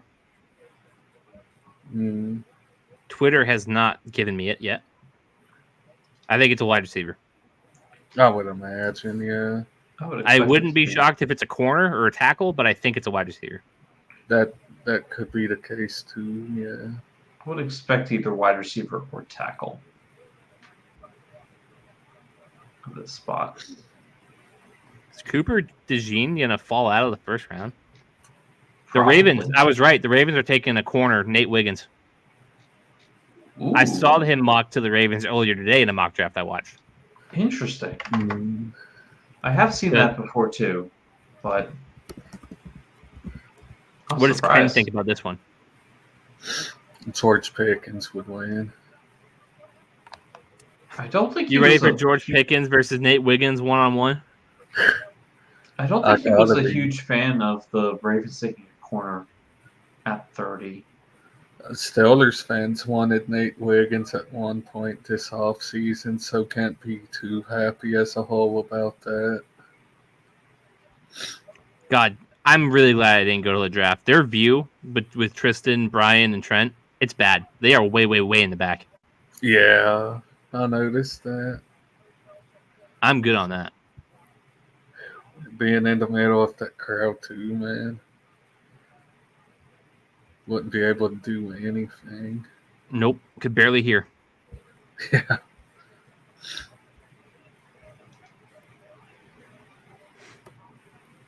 Is Eminem really going to call his album The Death of Slim Shady?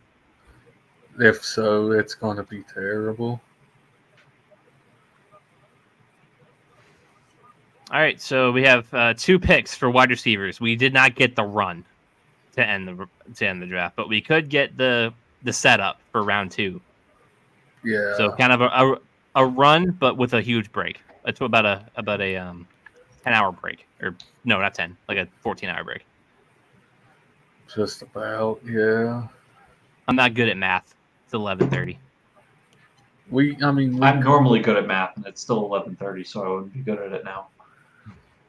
Worth noting, Baltimore did re-sign Rashad Bateman, so maybe that made him feel less pressure on the receiver front. Assuming they think Bateman's actually going to stay healthy for once. Gophers legend. Fool him once, am I right? You guys ready for my turn?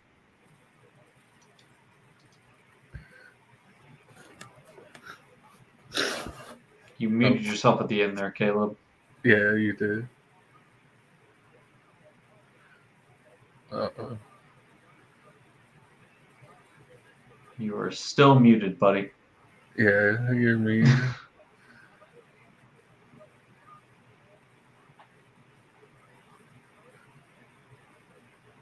Do we need to buy you a new microphone? Ooh. I pressed the button went off when I unplugged my microphone, I think, and I just didn't realize I had to press on the screen. There you go. I was looking at my microphone, like something was wrong. My classmate, Dylan Lowby, is going to get drafted on Saturday. Really? Oh, yeah. I'm ready for it. I'm going to try to remember. Little white dude at running back. He's Danny Woodhead Jr.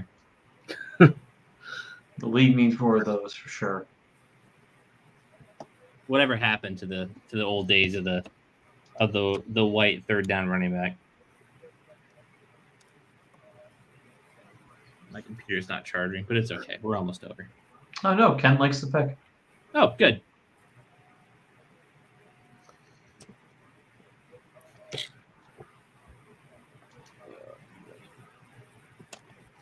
If you're San Francisco and the pick's not receiver, what do they need really? Tackle.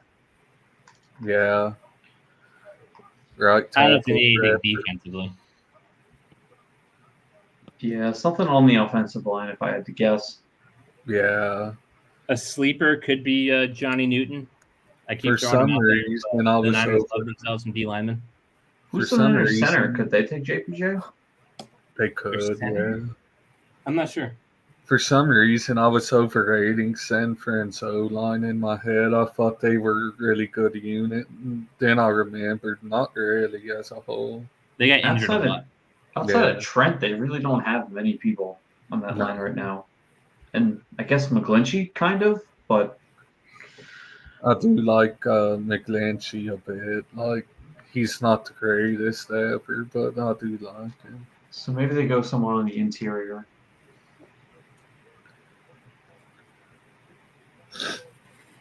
While we wait on this pick, my favorite draft day like meme tradition is the pictures like from Get Out, and it's like draft day. I'm not sure what you're referring to. Let me see. You know, like the movie Get Out, right? I do know that. I never watched it. There's a scene where the main character's like sitting on a couch with his girlfriend, and you know the point of the movie. It's Oh, okay. I know what you're talking about. and it's like Yep. draft day because you know. I do know what you're talking about.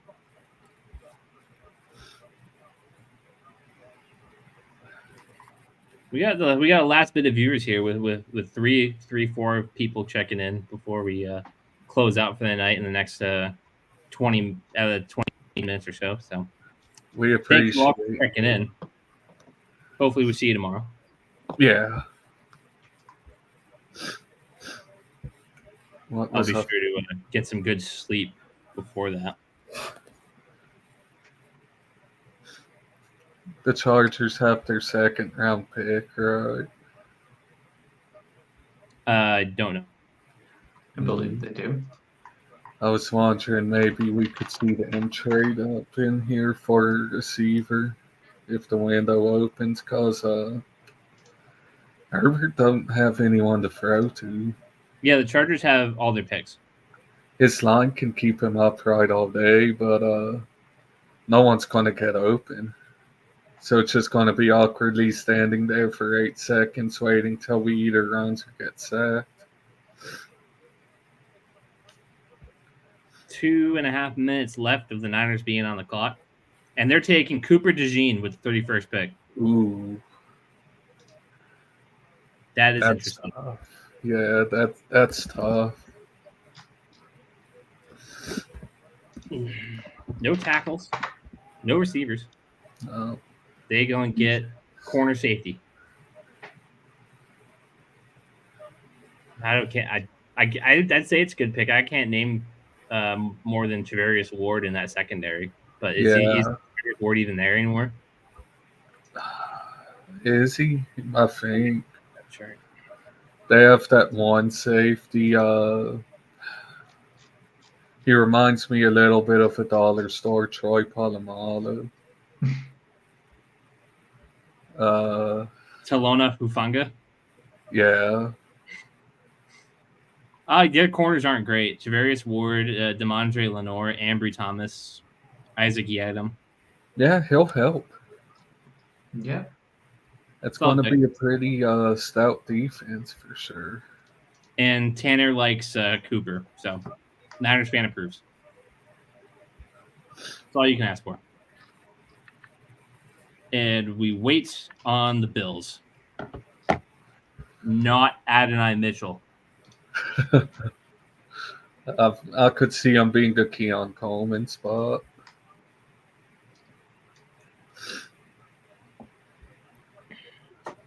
Can't think of anything else. I mean, they could go. They lost Tre'Davious White. Yeah. They could go. The Bills had a really bad offseason, I feel like they completely tore down their team. Well, it's not necessarily bad. They just need to build it back up again. Yeah, they do. But I think wide receiver is definitely the more pressing need. Like, you cannot go into this season with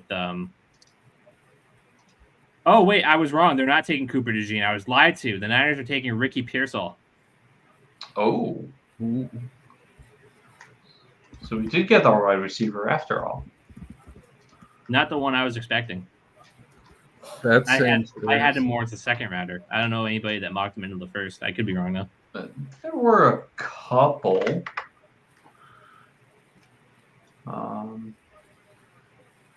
Kuiper had him in his mocks, I think. No.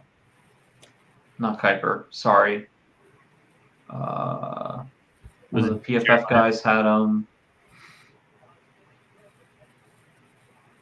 Yeah, he certainly wasn't a popular first-round pick.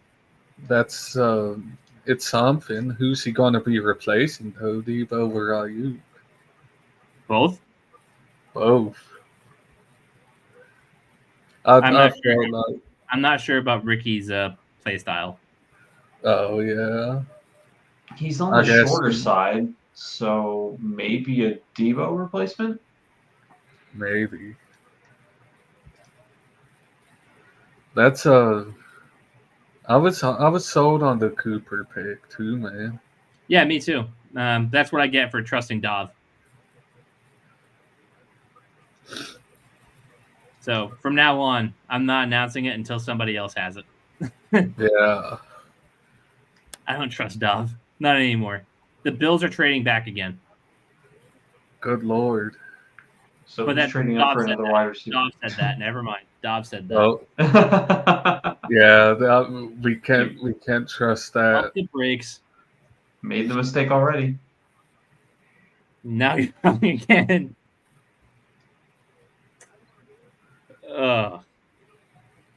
Oh yeah, I said I was gonna put up my favorite comment. Oh yeah. Yeah, in all the ones I collected, there's only one mock that had Ricky Pearsall in the first. Interesting. I mean, granted, I don't have anything that could be considered a comprehensive list because there are thousands of mocks that are submitted over this whole period. But and you just collect them all, and you have them. Yeah, so the way my sheet works is I basically just grade them on how close they were to where they were actually picked. So let's say, for example, for Quinion Mitchell, if he won at 22, but you mocked him at 30, then you just basically subtract the absolute value of the number and you just get the difference. And then you just add up all the differences for all the picks for your first round mock, and the lower your number is, the better. The Panthers. And that's kind of how I charted over the couple months that I collect mocks over. The Panthers have moved up, and they did a pick swap in one of the later rounds. Buffalo trades 32 and 200. Carolina gets 33 and 141. Yeah, moving up one spot, that makes sense. Also, how crazy is it that Ladd McConkey wasn't the first wide receiver taken in this draft? Oh, yeah, Ricky Pierce, yeah. Ladd McConkey could go here, though. Adam Thielen Jr. Ooh, yeah. Possibly, for sure. You still have Mitchell. I was wrong. The Panthers are taking South Carolina wide receiver Xavier Legette, and this is from Burt Breer. So, that's your pick, Xavier Legette. Okay, there you go. All right. So that is your first round. I will go through and read the picks again one more time, and we will close off for the night. Sound good? Sounds good. Works for me. Let's go ahead and let's read through.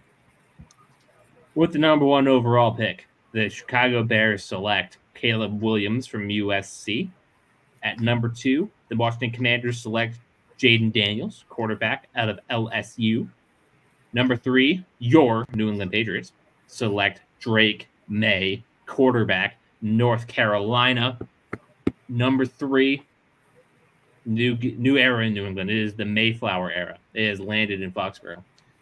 Arizona Cardinals, they go and get Marvin Harrison Jr., wide receiver out of Ohio State. At number 5, the Chargers select Joe Alt, the tackle out of Notre Dame. At number 6, your New York Giants funds, they selected Malik Neighbors, wide receiver, LSU. Big vibes over there. Good ones. The Tennessee Titans, they go and take J.C. Latham, the tackle out of Alabama. At number 8, the shock of the draft, the Atlanta Falcons, they go and take Michael Penix Jr. out of Washington, quarterback. You can tell Kirk Cousins, who they paid $180 million to. Up next, the Chicago Bears, they take Rome Odunze, the wide receiver out of Washington. After that, the Vikings move up one spot to take J.J. McCarthy, quarterback out of Michigan. After that, the New York Jets select Olu Fashanu, tackle out of Penn State. At number 12, the Denver Broncos select Bo Nix, quarterback out of Washington. Again, real sorry. After that, Las Vegas Raiders select the best player on the board, Brock Bowers, tight end in Georgia. Number 14, the New Orleans Saints fix up their tackle spot. They take Talise Fuaga out of Oregon State. The Indianapolis Colts then take Latu, edge, UCLA. The Seattle Seahawks at 16, halfway through the draft, take Byron Murphy, the second defensive tackle out of Texas. At number 17, the Vikings move up to Jacksonville. They take Dallas Turner, the edge from Bama. After that, the Bengals at 18, they select Amarius Mims, the tackle out of Georgia. 19, the Rams, they select Jared Verse out of Florida State, edge rusher. At number 20, the Pittsburgh Steelers, they select offensive lineman Troy Fatanu out of Washington. Number 21, the Miami Dolphins, they select Chop Robinson, edge rusher out of Penn State. At number 22, the Philadelphia Eagles select Quinyon Mitchell, CB out of Toledo. At number 23, the Jacksonville Jaguars select Brian Thomas Jr. out of LSU. Get themselves another wide receiver. Terran Arnold is the home favorite for Detroit, cornerback Alabama. Number 25, the Green Bay Packers select Jordan Morgan, tackle out of Arizona, to replace David Bakhtiari. Number 26, the Tampa Bay Buccaneers select Graham Barton out of Duke, interior offensive lineman. At number 27, the Arizona Cardinals select Darius Robinson, the edge rusher from Missouri, with the Houston pick they got last year. Number 28, Kansas City Chiefs trade up to get Xavier Worthy, wide receiver Texas, broke the combine record for 40-yard dash, if I remember correctly. Yes. 29, the Dallas Cowboys traded down with the Cowboys. They go to the Lions. They go to 29, and they select Tyler Guyton, the tackle out of Oklahoma. Number 30, the Ravens take Nate Wiggins out of Clemson. The Niners, they selected Ricky Pearsall, the wide receiver out of Florida. And with the number 32 pick, the Panthers traded up one spot, and they went and got Xavier Legette out of South Carolina. And with that in mind, that was your first round NFL mock draft. Fonz, thank you again for coming on and sharing your precious time with us. We greatly appreciate it. Elsio, thank you for coming on and sticking with us this whole show. We very much appreciate it. And to viewers, we thank you for sticking around and watching with us. Even Malik, who was on my ass the entire night. We may be back tomorrow. I'll let you guys know, but enjoy your night. Enjoy Drake May. We are on the clock tomorrow at pick 34. Until then, we will see you later. Make sure you like the page. Make sure you go and subscribe to us on Foxboro Beat on YouTube. And yeah, have a great night, everybody. We will see you then.